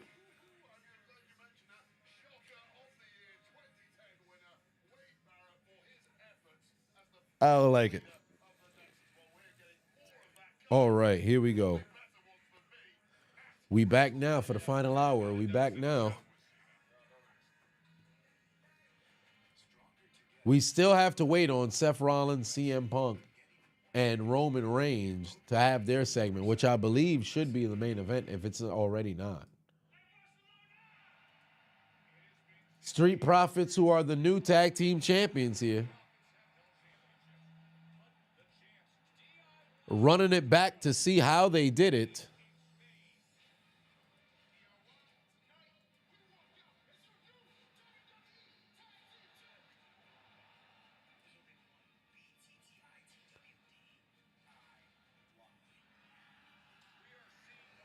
I got IGX Tank said you missed a lot. Yeah. There was a lot. What the buck in the building? What's going on? Stream's been shit while you've been damned. Sorry you haven't been able to get good connection. Did they unify the women's tag team championships? For some reason you can recall two separate titles. I believe that they did on NXT, if I'm not mistaken. They took the NXT women's tag team titles.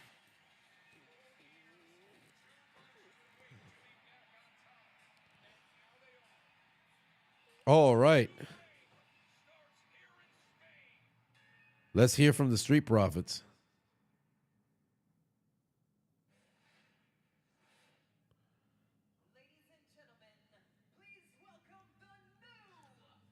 See, I'd have a red Solo cup right now.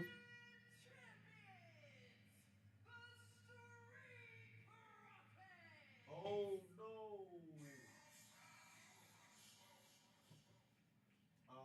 100% broke my memory card. Wow. Amazing. 100% broke my memory card. How is this even underneath the fucking chair? I'm sick. 100% broke my memory card. I'm tight. What is this new theme song? What is this new theme song for the Street Profit?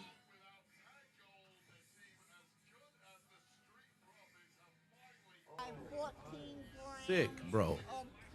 I am sick. Then you sell it. Damn. Fucking broke my damn memory card. Fuck. Nonetheless, Who That For Life Chris Batum said, no worries, the Bloodline can have anything. Well, we'll see. Did they bring that to We Want the Smoke theme? Well,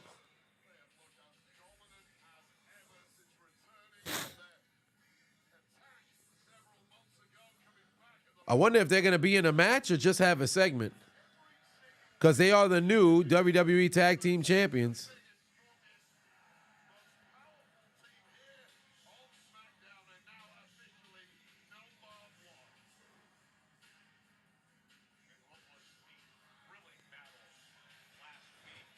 Is it because they're heels? I actually don't even think they're actual heels yet. It looked like that was going to be the case, but celebrating with the crowd is not something that a heel would do, to be honest with you.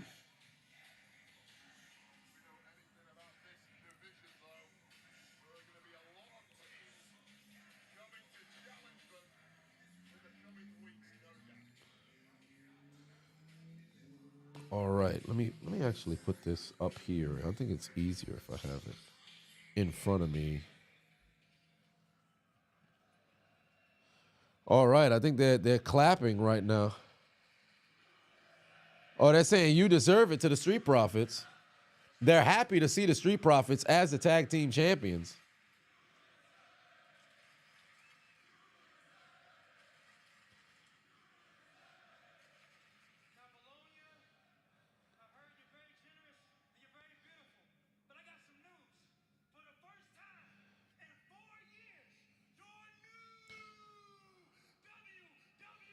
All right, first time in 4 years they had that tag team championship. We were waiting on the Street Profits to finally get their hands on those belts.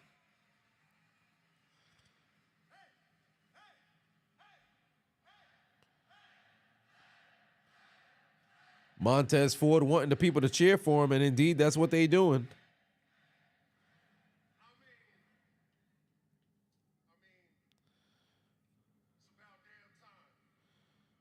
Damn, bro. My shit.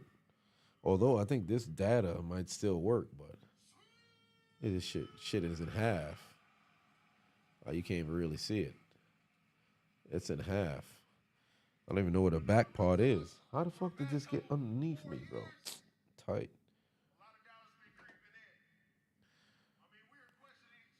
All right, here we go. Angelo Dawkins talking about the doubt that they had creeping in over the course of the past few years, not having that championship. Isaiah in the building, what's going on?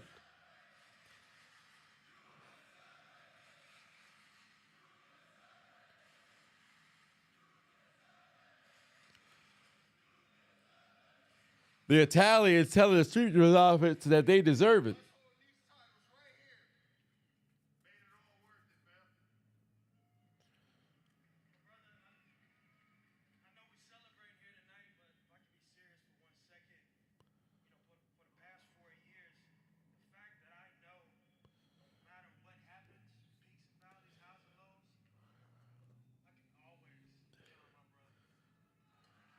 Oh, they saying they could always count on each other to be able to get the job done.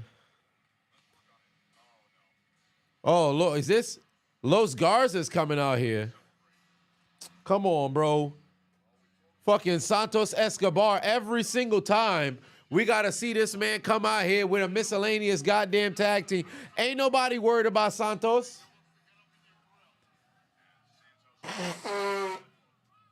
Somebody get Santos out of here.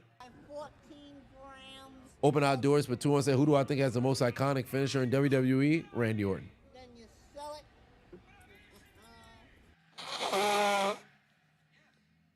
Oh, Santos can speak a little bit of Italian? Okay.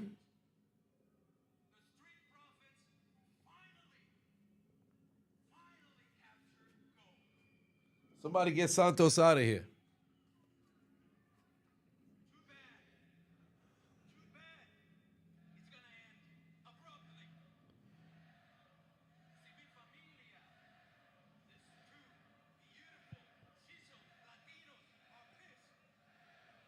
Oh, they over talking Santos. This man don't even want to acknowledge the crowd.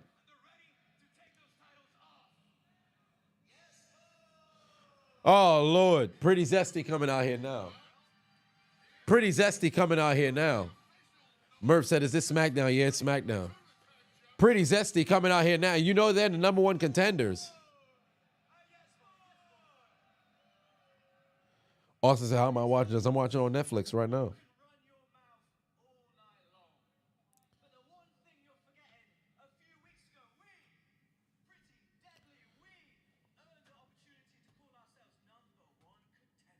And if you need the link, it's the top pinned comment right now in the chat. DIY about to come out here next.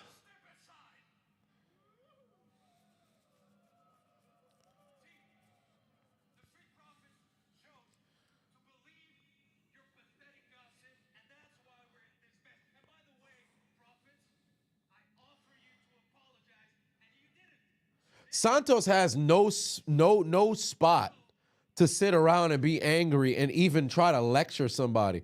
Because what have you done?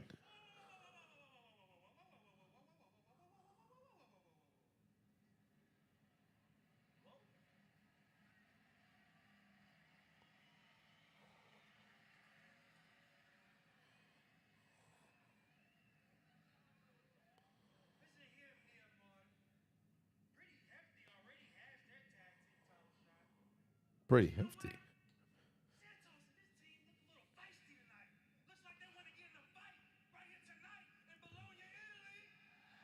Oh, so they about to just have a regular match, or they putting the titles on the line?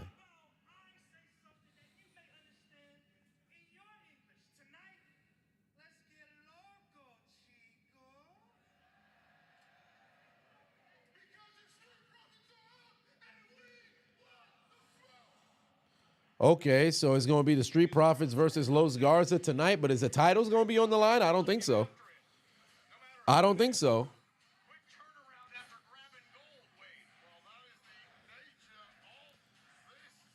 Oh, well, here comes the ref now. Yeah, they're definitely not heel. They're definitely not heel. They're way too connected with the crowd right now to mess around and be a heel team. I don't see it.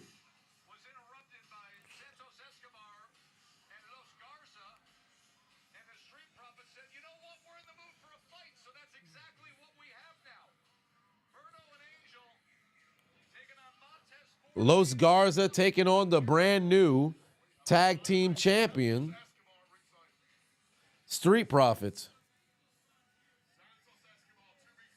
Santos over here trying to talk and plead with motherfuckers. Like,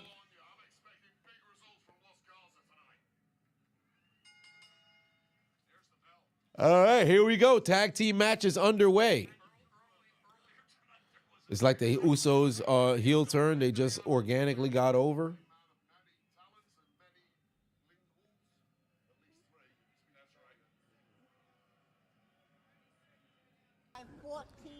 Mr. JB Styles, put 100 on it.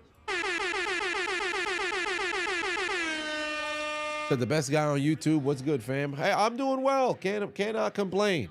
I appreciate you. Put a hundo on it. You know what we buying with that? Oh, nigga, give me one more round. Tell me that no. Oh, please. Tell me that no. Oh, nigga, give me one more round. Tell me that no. You know what we buying. You know what we buying. That's not what we buying. That's not what we buying. We gonna support the stream. We not doing all that. Nonetheless, ladies and gentlemen, boys and girls, children of all ages, tag team match, Los Garza taking on the Street Profits. 2-on-2. I wonder if Pretty Zesty is staying ringside. No, they're not. It's just Santos Escobar.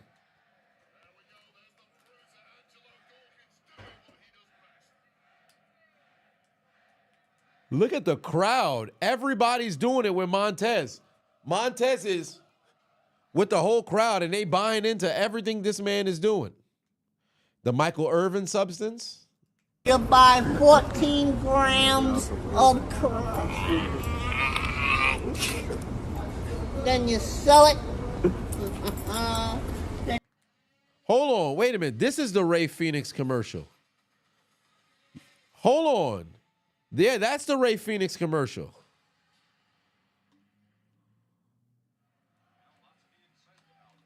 So the 4 got to be Aleister Black then.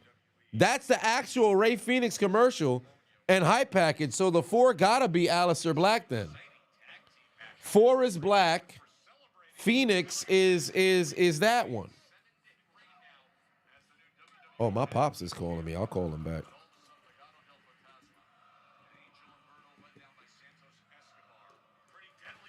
Right, it's got to be Black now.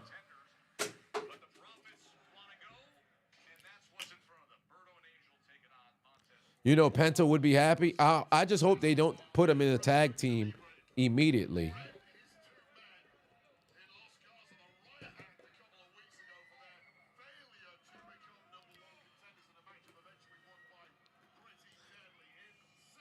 All right, here we go. Damn, what a slap. Phoenix and Penta will be tag team champions down the line. I'm just hoping that it's not anytime soon.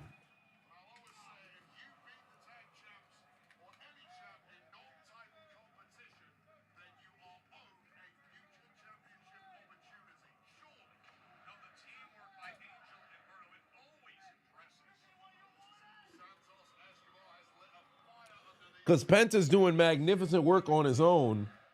Why bring in Phoenix now and essentially turn all of that momentum towards tag team?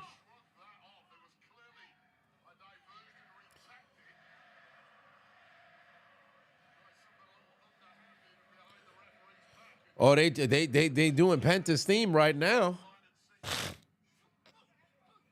Oh, all kinds of hands. Yeah, they don't care too much for Los Garza.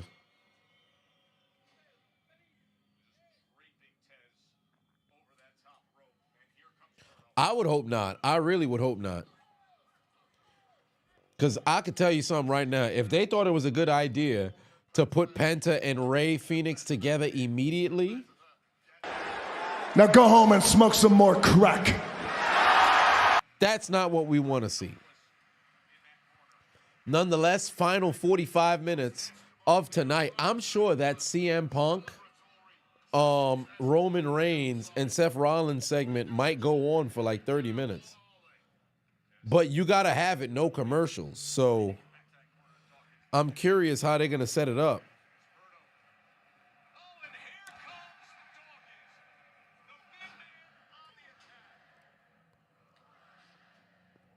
Penta and Breaker versus Judgment Day. Well, there really won't be a Judgment Day anymore because Finn most likely is going to get kicked out within the next couple of weeks.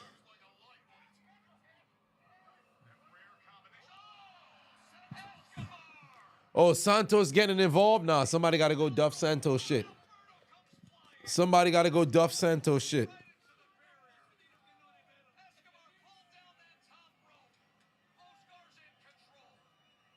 Oh, they going back to commercial again? Jeez Louise, man. Get Los Garza out of here.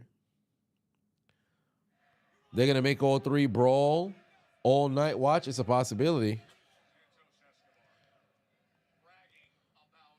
And when's the next time that we're going to see Santos in the ring? Because last time we saw him, he lost the qualifying match. I think he had maybe, one other match this year? And then he was in the Rumble, and that was it. Hold on, wait a minute. Let me see. Santos Escobar. He's 40? Santos is 40? God damn. Hold on, this motherfucker debuted in 2000. Yo, I thought Santos was like 32. What? Santos is 40? Nah, I had no clue this man was this old. Oh, you need to be a manager, fam. Pack it up. What? Santos is 4. I'll be damned. I had no clue. Yeah, so this man lost the qualifying match to LA Knight and then the Royal Rumble, and that was it. When was his last television match? When he lost to LA Knight, when he challenged for the championship. Damn, his last 2 television singles matches were losses to LA Knight in November and then again in February. He was on the Royal Rumble. I'm not counting live events. Friday night, another loss to LA Knight, and that one was in. God damn. All this man did was lose to LA Knight. His last 3 television singles matches, LA Knight in October, LA Knight in November, LA Knight in February. He lost all 3 matches. And if you take into account the fucking tour, yo, this is Santos Escobar's last. Let's just go down the list. Right? Lost to LA Knight. Lost in the Royal Rumble. Lost to LA Knight. Lost to LA Knight. Lost to LA Knight. Lost to LA Knight. Lost to LA Knight in a championship match. Lost to LA Knight in a championship match on a dark show. Lost to Andrade. Lost to Andrade. Lost to Andrade. Lost to Andrade. That was 4 losses to Andrade in a row. Oh, pardon me. Lost to Andrade. 5 losses to Andrade. No, it was actually 4. Lost to LA Knight again. Lost to Sami Zayn. When was the last time Son ain't win since August 2nd? This man ain't win a match in 8 months. But you got the nerve to talk to motherfuckers like you run shit? It's time to pack Son up, bro. Put the fries in the bag, bro. Somebody tell somebody tell Santos to put the fries in the bag, bro. You're washed. You know what? I'll tell you this. Just put the fries in the bag, bro. You washed. God damn. Son washed, bro. I had no clue this motherfucker was 40. I had no clue motherfucker was 40. That's insane. Yeah, he getting that solo treatment. He ain't win since the Biden administration. He ain't win since before the election. Fam, the Kansas City Chiefs were still champions the last time this man won a match.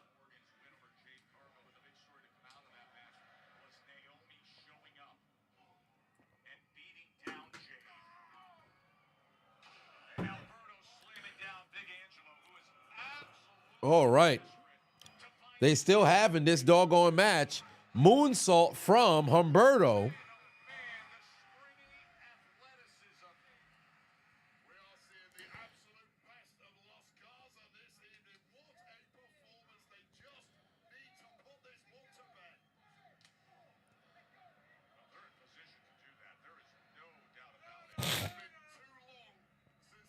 That's insane. I had no clue this man took this much L's, bro. Los Garza actually won. To my knowledge, Los Garza actually has won a couple of tag matches this year.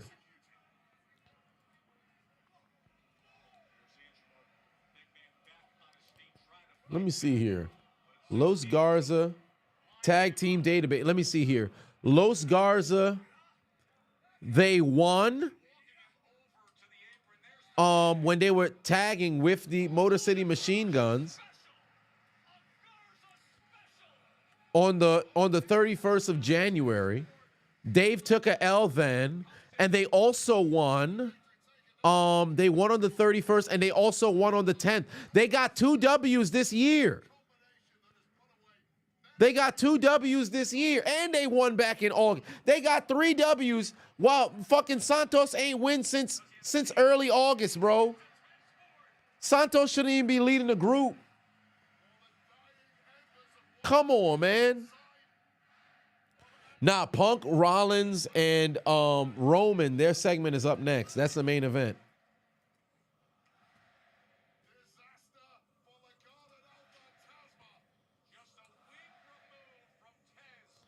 All right, Montez Ford back in the ring now. Big time clothesline.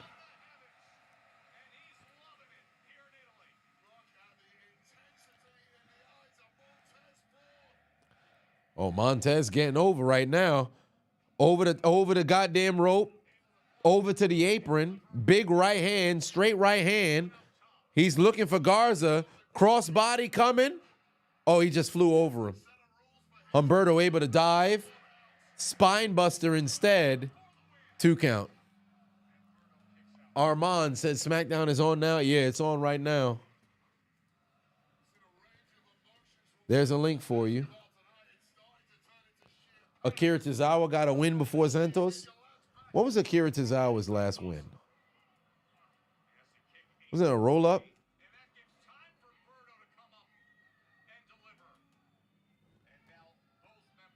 First of all, how old is Akira Tozawa? 39? Gotcha, bitch. I mean, he does look old. Pro is now following. Tozawa gonna be 40? I'm not surprised.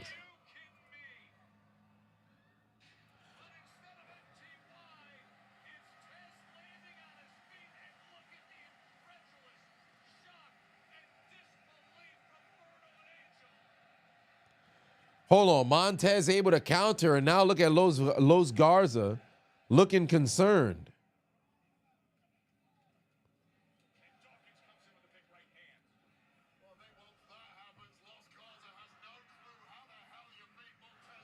When they have WrestleMania internationally, you know those countries going to be going all out to prove they're the best crowds. Ain't that the truth? Superplex from Montez Ford onto Humberto. Then you show it.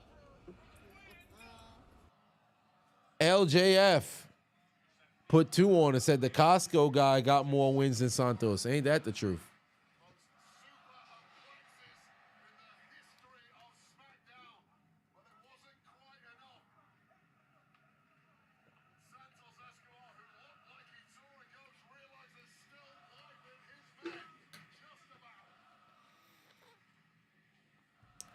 Afrobeat said you need to get on that WWE workout plan.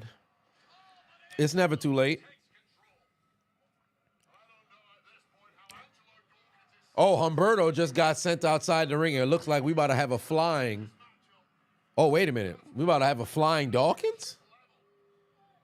We about to have a flying Dawkins?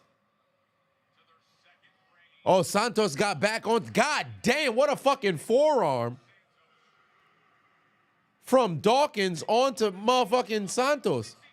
Whoa, Dawkins just went flying over all 3. And Montez looking like he getting ready to fly. Frog splash. It's over.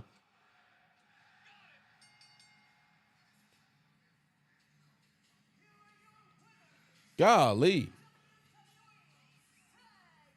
Cougar said that I need a YouTube TV show special called Chiseled Worldwide. Oh, my. That's a great finale to that match. And I said this before. I'll say it again. I haven't said it in a while, but I'll say it again. Montez got the greatest frog splash of all time. He's got the impact of Eddie Guerrero. He's got the height of RVD, and it's all put together. Fucking spectacular. All right, the main event is upon us, ladies and gentlemen. Yeah, you know it's going to drag. They're going to let everybody get their entrance in, cut to commercial, and then we're going to come back, and there's going to be no commercials during the final segment. Fat-ass Paul Heyman's in the building.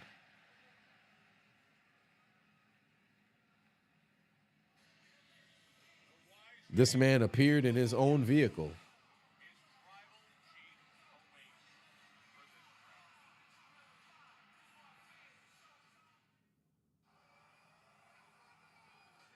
Dawkins flew over the 3. Yeah, he did.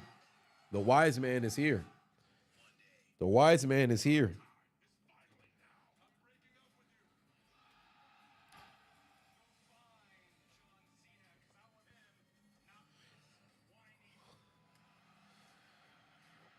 Oh, man.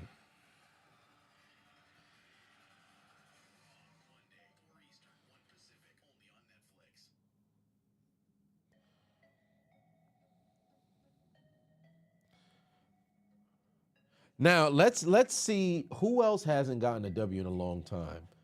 Apollo Crews. Let's see. When was the last time Apollo Crews got a W?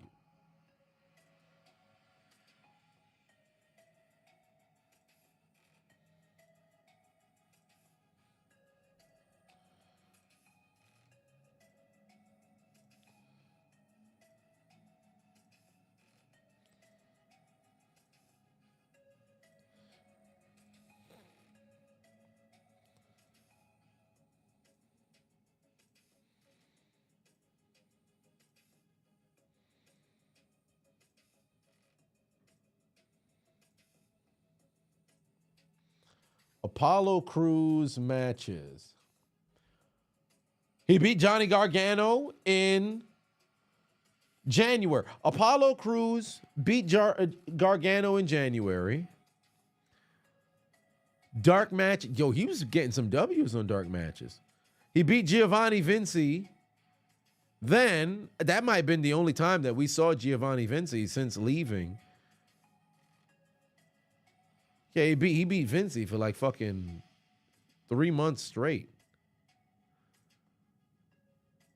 And then prior to that, he was taking L's.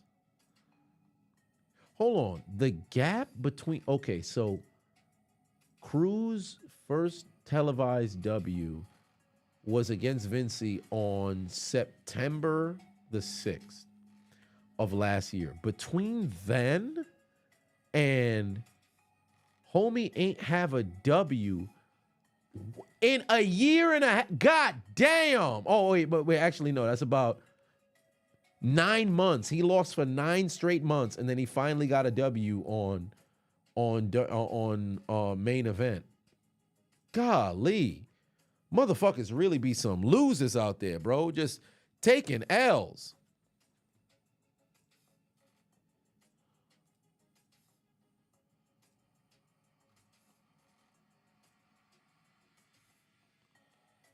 No, there's 6 different links in there. You got it. I just opened up link number 6 and it just worked.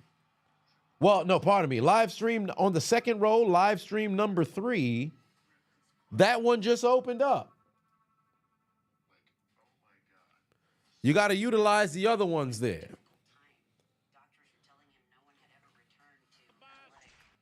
Gotcha, bitch. Just L's, bro. Supreme Worthy is now following. Who else is somebody else who's taking all kinds of L's? Who's somebody else who doesn't get a lot of W's? I want to search their win-loss record. Who else somebody who don't get no W's? I want to search their win-loss record. Michin? No, we saw Michin get a W recently.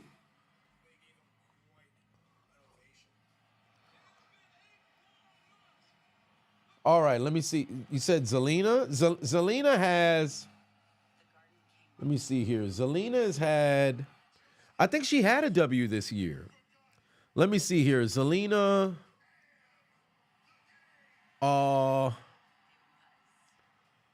lost in the Rumble. Obviously, she lost. She had a couple of matches earlier. Why don't they have that logged? Hold on, wait a minute. Let me see if they have this. Why do they have Queen Zelina and then Zelina Vega separately? That's a little interesting. Zelina hasn't. Wait, what the fuck? That match today was her first match of the year? That doesn't seem accurate. Oh, that's right, because PFC, the stud line, that whole segment was last year. Jesus. Okay, so Zelina lost. Main event. How many L's did... Oh, Pretty Zesty. And she beat Zoe Stark in July. She hasn't had a W since July. Jesus Christ, that's brutal. Carlito, perfect. Got you. Carlito's the next one once we get through this here segment. Carlito's perfect. Okay, here we go. I don't know why DIY is trying to have a conversation with Pretty Zesty. Why would they even listen to them? Why would you even listen to them? I can't stand Johnny Gargano, bro. I can't stand him. He's not believable at all, bro.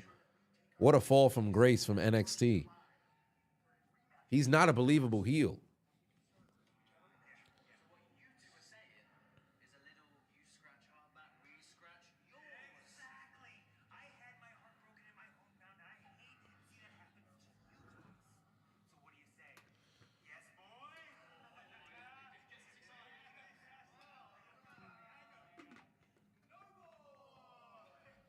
No boy from Pretty Zesty. They ain't listening to DIY no more.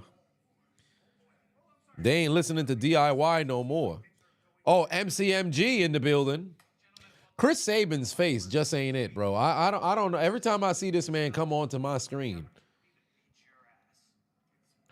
Maxine. Oh, that's another person we could go take a look at. What am I? This is some. There's water with fast twitch. Actually easier if I show you. Fast twitch electrolytes. This is Gatorade, I believe. Yeah, it is Gatorade. Makers of Gatorade. So it's just water and then some electrolytes that's added up inside there. I ain't drinking until I get to Hawaii on Monday. By the way, there will be no stream Monday and Friday, obviously, and then the following Monday as well. So it's going to be 3 straight shows because I'm not going to be here. But, okay, so we will see Carlito. Carlito's last victory. Carlito's last victory. Won in a tag match in July the 8th. And then he beat Dragon Lee one-on-one in June. Carlito hasn't had a victory since. Oh, here comes Roman Reigns. Here comes Roman Reigns. Next, Austin Theory. Austin Theory, they won on main event, but that's not on TV. A-Town Down Under won on NXT. A-Town Down Under, or I should say Austin Theory's last televised victory. Here comes Roman Reigns alongside Paul Heyman, who's not wearing a collared shirt and a tie. Golly, when the fuck did... What was his last victory? NXT, but when did he last win on? Oh, it's been a while, bro. On Raw in April. That was their last, no, pardon me, in August. That was their last one. August.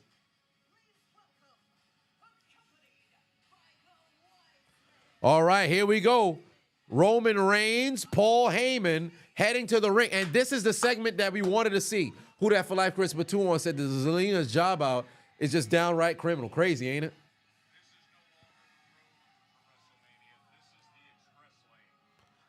All right. Oh, why do I feel like my nose swelling? Oh, my nose was swelling. Maybe it's just the optic illusion of the... Is it swelling? Am I tripping? Why it look so much... It's like lighter and bigger. I don't know what's going on. I'm in a genjutsu. But all right, here we go. Roman Reigns heading to the ring, ladies and gentlemen. Roman Reigns heading to the ring. One in the air. I want to see the ones in the chat. The tribal chief is in the building. The tribal chief is in the building. The tribal chief is in the building. Oh, lastly, check for Maxine, I got you. Antonio said, what happened to the Ulafala? That is a great question. Where is the Ulafala? Because man went to war to go and get the Ulafala back. Where the fuck is it? I want to see the Ulafala. You make a very good point. Where is the Ulafala?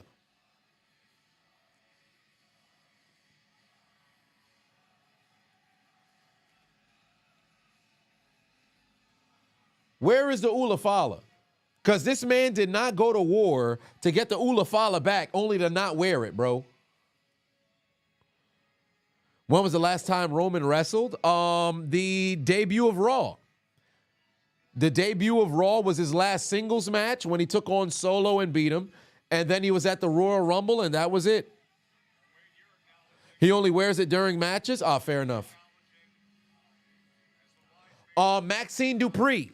Okay, so loss in March, loss on main event, loss in the Rumble, loss in the Contender Battle Royal, loss against Baszler, loss, loss in September, loss in October, Jesus Christ, okay. Loss in the tag team match, loss in the first round Queen of the Ring, loss in April. This is before WrestleMania, Jesus Christ. I don't think Maxine has won. I don't see. Tag team with Ivy Nile, April 1st of last year. That was her last victory. Her and Ivy Nile beat Candice LeRae and Indy Hartwell. That was their last victory. That was Maxine's last victory. Dare I say that might be her only victory. That might be her only victory on TV. Oh, and she beat Valhalla. She's only had 3 victories on television in her entire career. Yeah. She's only had 3 victories on television in her entire career. Main roster, that is. Incredible. Wow, Maxine. Sounds about right, though. Sounds about right. Who that for life? Crispa 51 says Shorty can be a legit star if you let her talk, but Charlotte just walks in and wins the Rumble. Cora Jade has been on TV more than Charlotte, but here we are. Well,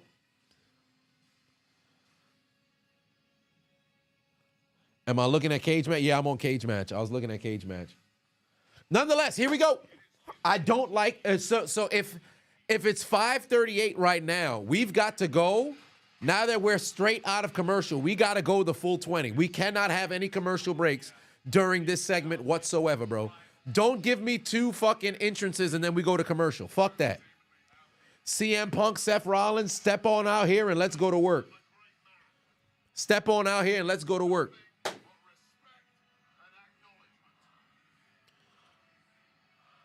I'm just shocked that Heyman ain't got no collared shirt on.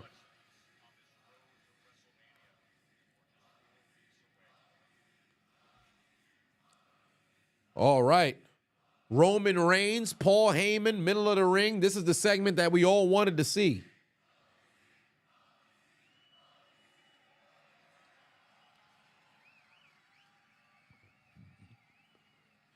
Here we go. They about to have the people acknowledge him. Bologna, Italy, acknowledge him. Who that for life? Chris Batu said backstage politics for sure. Charlotte DEI contender. Oh, they're singing for Roman Reigns.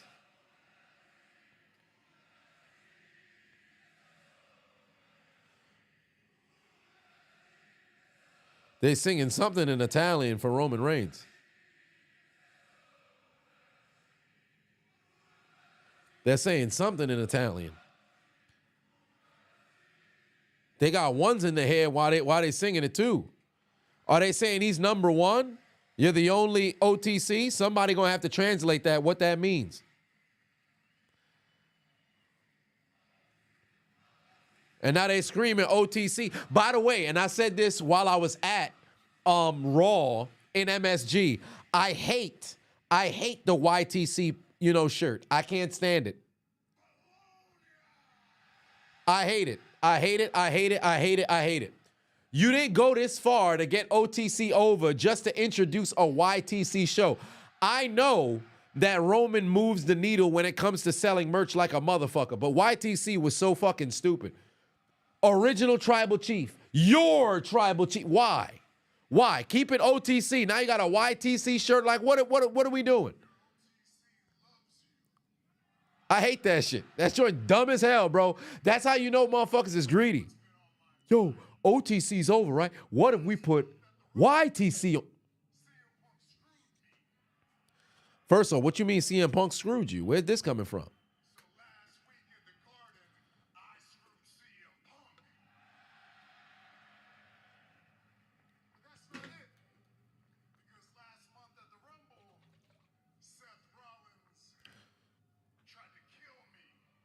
Yeah, Seth Rollins did try to kill him. Roman Reigns not wrong. Seth Rollins definitely tried to kill him with that double stomp.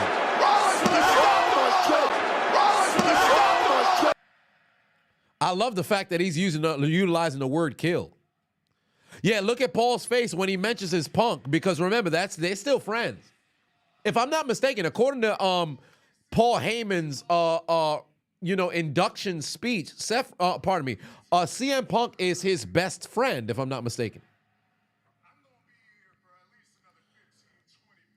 What does YTC mean? Your tribal chief. Oh, I guess Roman Reigns saying if anybody wants to come and confront him, you might as well come out now. And you know you about to hear CM Punk's music. You know you about to hear CM Punk's music. Oh, it's Seth Rollins first.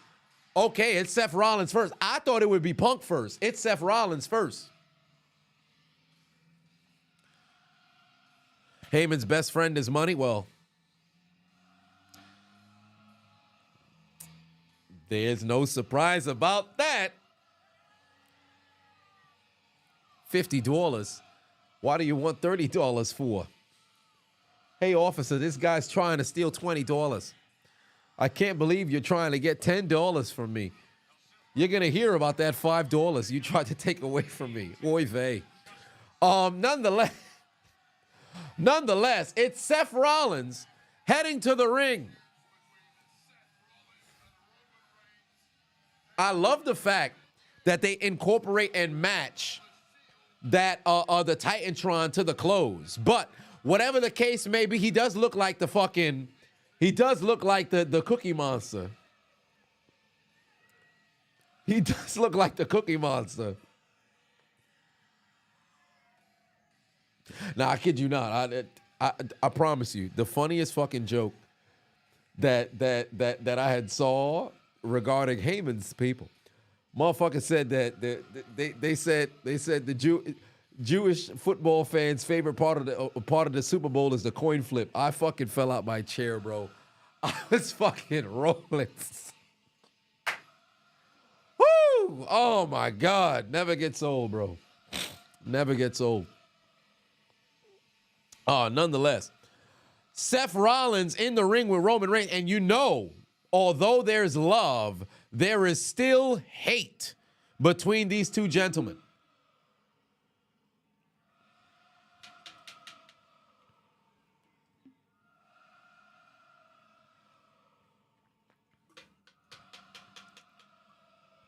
Might be a coincidence, but Paul Heyman wasn't wearing a collared shirt when he introduced Punk as the last member of the War Games, was he? No, he was not. He was not. Oh, and they're singing for Seth Rollins. They are singing for Seth Rollins.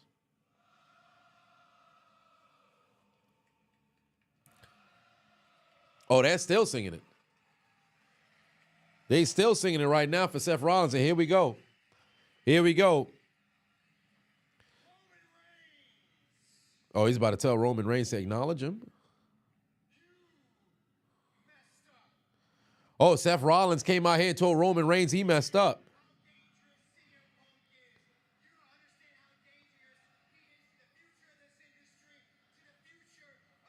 Oh, wait a minute.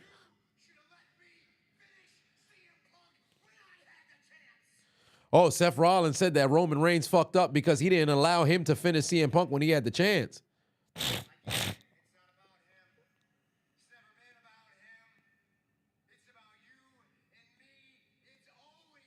Look at Paul Heyman's face just staring a hole into Roman Reigns. I don't know if that's a look of admiration or why is he staring at Roman like that? What's wrong with this dude? He's not even looking at Rollins at all. He's just staring at Reigns the whole way. Oh, now he's looking at Rollins. Yo, Paul Heyman looks fucking frightening, bro. Look at Paul Heyman when he gets caught into the camera shot. Hold on, wait a minute. I want to see if y'all can see it. Hold on, wait a minute. I want to see if y'all can see it. Oh, Rollins. Look at Paul Heyman's face, bro. Oh, goddamn it. Oh, CM Punk about to come out now. Oh, wait a minute. Seth Rollins is taking off. Oh, well, here comes CM Punk. I don't know why Seth Rollins seems. Oh, now Paul Heyman looks very, very concerned. Paul Heyman's just, he looks fucking vile, bro. And here we go. Oh, and this man's got his hand taped up. They singing the theme out there in Italy. Yeah, Paul is worried now because you've got your best friend, but also the tribal chief in the ring as well. Here we go. Final third. We got 12 minutes and some change up until the end of this program. No doggone commercials. Better get in between this doggone segment. It's live on Netflix, but you got to be international in order to go and see it. But there's a link for you. Yeah, the crowd is on fire, bro. These dudes been on fire. Now, here's my only concern. We don't hear Punk, and they just immediately go to blows. I don't want this to get physical until maybe the final 3-some minutes remaining in the show. I want them to all cook on the mic, bro. Because you know they're capable. Oh, what do you know? Paul Heyman singing his fucking theme song as well. CM Punk singing it too. Paul could possibly switch. I do not believe it's not a possibility. Because remember, they did mention that doggone favor.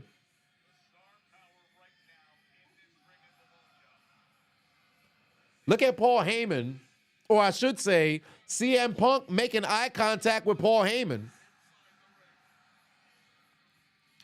And now CM Punk's got the mic. All right, here we go.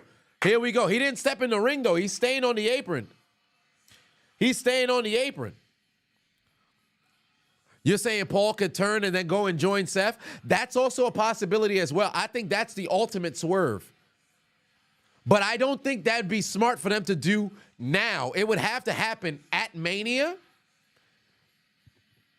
Because something of that magnitude should not happen on regular, television. Damian said, if Paul switches, it wouldn't make sense, bro. He literally went through a table for Roman Reigns. You understand the loyalty to Punk, but his loyalty to Roman has been insane. If he turns on both of them and goes to Rollins, that would be an ultimate swerve, but here we are.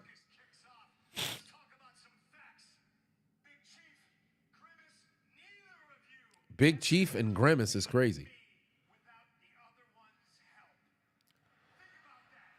Oh, my. CM Punk said he's never been beaten by either of them without one of their help.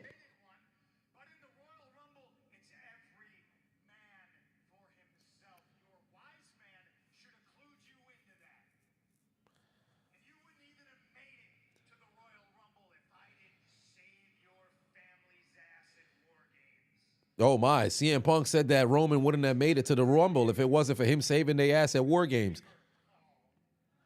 Oh, wait a minute. CM Punk said he's owed a favor.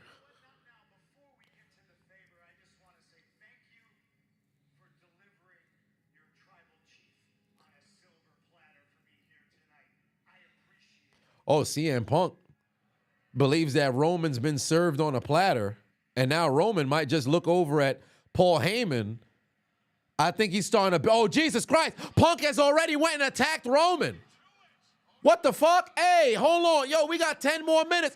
And now you already know Seth Rollins isn't going to waste any time. And now he's going after Punk. Looks like we ain't going to get too much talking. They about to crash out and battle it out for the final 10 minutes. CM Punk and Seth Rollins going to war right now on the ground. Seth Rollins just got thrown into the turnbuckle by Roman Reigns. All kinds of right hands, feet, and headbutts being thrown by Roman Reigns. Oh, Roman just got caught with the damn jacket from Seth Rollins. We've got one Oriental referee who done came into the ring trying to separate him, but one ref ain't enough. Rollins is getting choked out by Roman Reigns. He's getting brought over to the far side rope. He's getting shoulder blocked into the corner, but CM Punk is pulling off Roman. He might just rip off his shirt.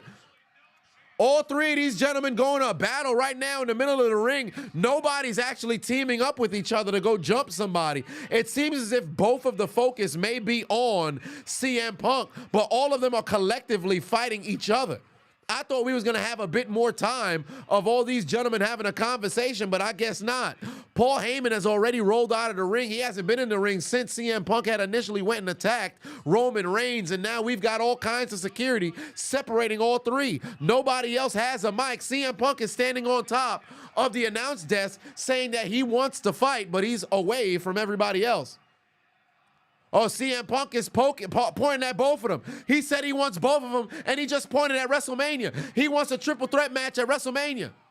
CM Punk wants a triple threat match at WrestleMania, and it looks like Seth Rollins said, I don't give a fuck, and he started attacking Roman Reigns in the ring. Referees ain't doing nothing to separate them, and now Punk is off the goddamn announce desk. He done grabbed Roman Reigns, and they're fighting outside, and we've got a suicide dive from Seth Rollins, and he's connected with both and brought down the entire security as well.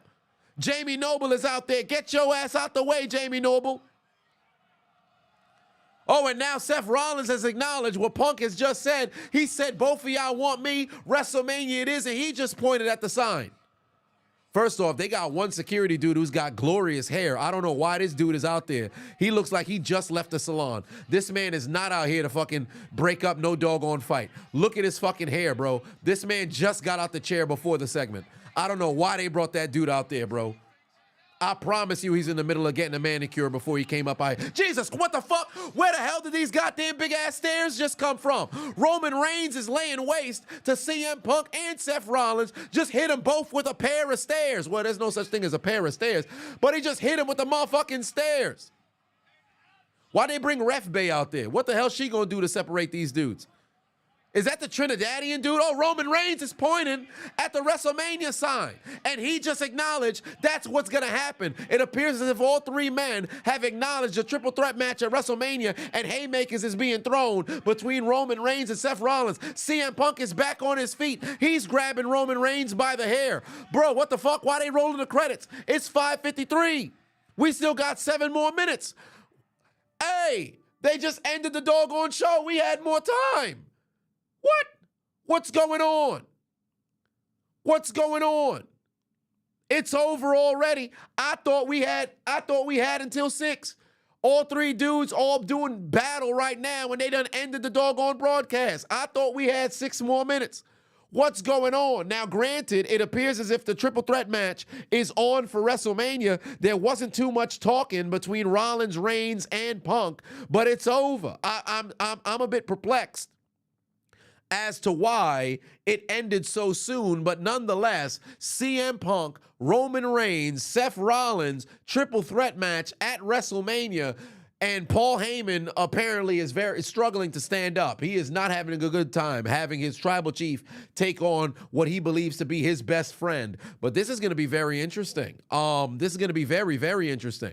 Raw ended the same way. Well, yeah, but I mean, Raw, we essentially believe that on Netflix it's anywhere between 2 hours and 20 minutes to 2 hours and 40 some minutes, but there's no sort of set time frame per se. Smackdown, on the other hand, is 3 hours through and through, from the start of the hour, whether that be at 8 or 3, all the way through 6 or 11. But ending 5 minutes early, well, 6 minutes early, here we are. One way or another, I'm excited for this match. I'm just a little disappointed that we didn't get all three of them going at it verbally on the mic before, you know, they engaged in a battle of fisticuffs. I am happy that it was Seth, or I should say CM Punk, who broke the barrier of physicality and thus went and attacked Roman Reigns. But some questions need to be answered. Bailey Patu on said, pull apart brawls are exhausting at this point. Yes, I think what should have happened was all three of them fucking laid waste to each other, just kept attacking, fighting, beating the shit out of each other before anybody even came out to try to separate them. Because if I'm not mistaken, each of the last, well, maybe not each of the last 4 weeks, but you had Rollins and Punk, but I think that was at the early in the year. Rollins and Punk. No, that was in February.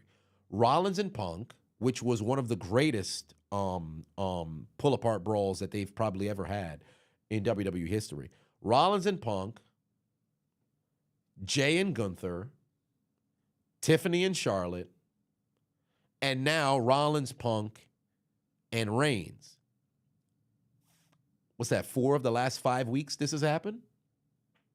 4 of the last 5 weeks? You can't keep having this happen. You can't keep having this happen.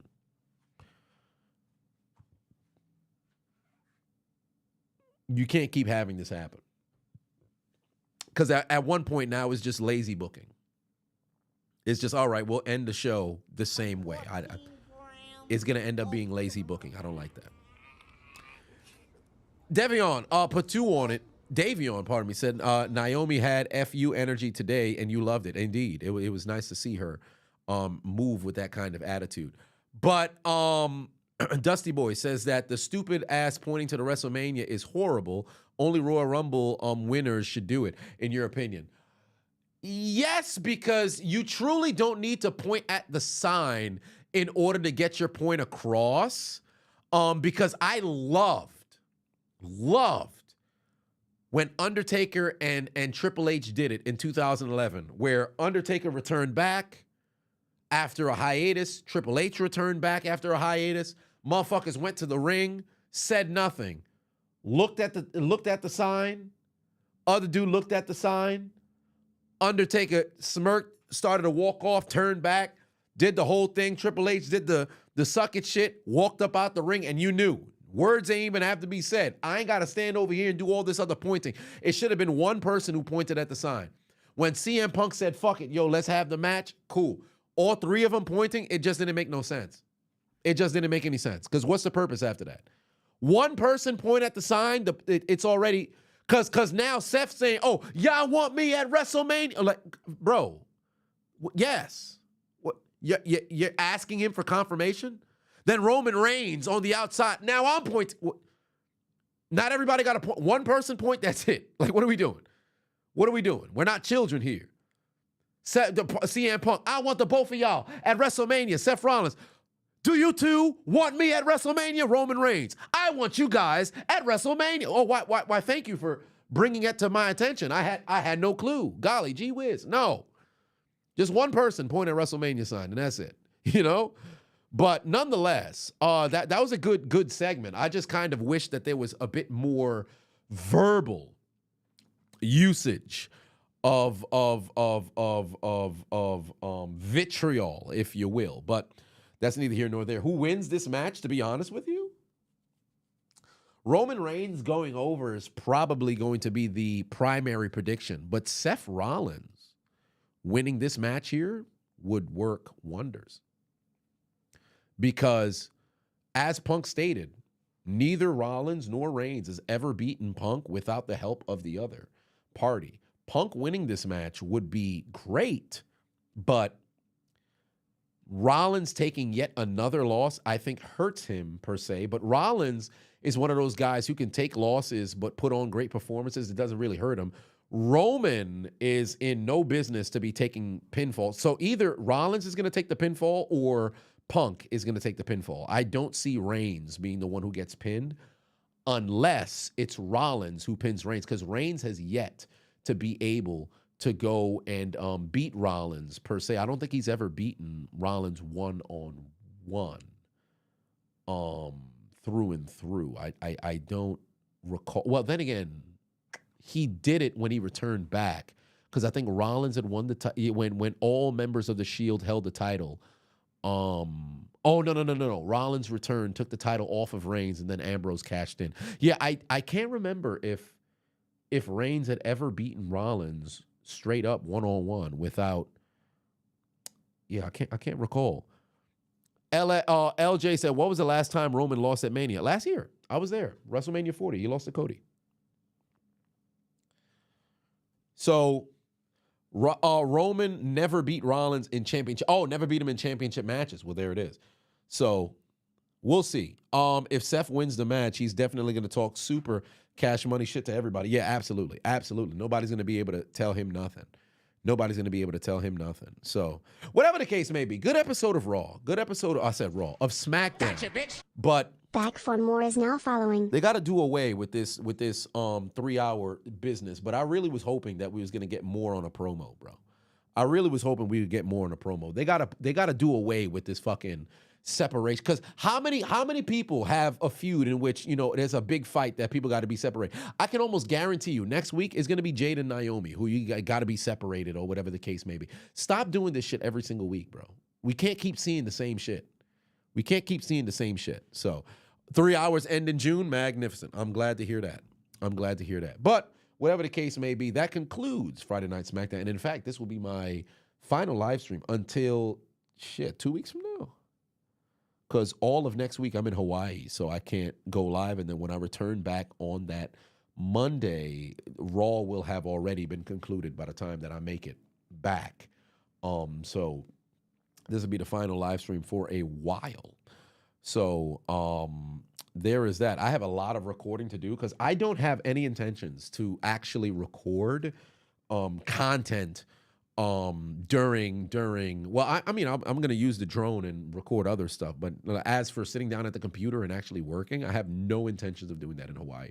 So between now and Sunday, just going to be compound recording. That's going to be done. A lot of shorts, but compound recording just so that I can actually take a vacation, because I rarely will actually go and take a vacation. So there is that. But whatever the case may be, I appreciate y'all once again for tuning into the doggone stream. I will see you guys afterwards. Stay tuned on the channel and make sure y'all post your notifications, I should say. Your notification bell is on, so you guys are alerted of all of the uploads. So there is that. I should go live for the tourney this weekend. If it was a final, then yeah, but I don't think it's the final, so that's not the case. Because I hate the fact that the March Madness is so much later in March now. It's so bizarre, but that's neither here nor there. Whatever the case may be, I got to go buy a neti pot from either Target or Walgreens or Rite Aid, whatever the case is. I got to go get one expeditiously because my congestion is fucking backed up heavily, bro. Like, it's ridiculous. My nose is like, the skin right here is irritated like a motherfucker just from blowing my nose. I didn't have any tissue until I just bought some earlier today, so I kept blowing my nose with paper towels. Bro, my fucking skin on my nose is rough as hell, fam. So whatever the case may be, y'all have yourselves a good weekend. I will catch you guys later. I almost forgot to have Eddie take us out. I almost switched right over there to the waiting screen. Let me get Eddie. Go and take us out. Yeah, have yourselves a good night. Good night. Suck my dick. Bye-bye.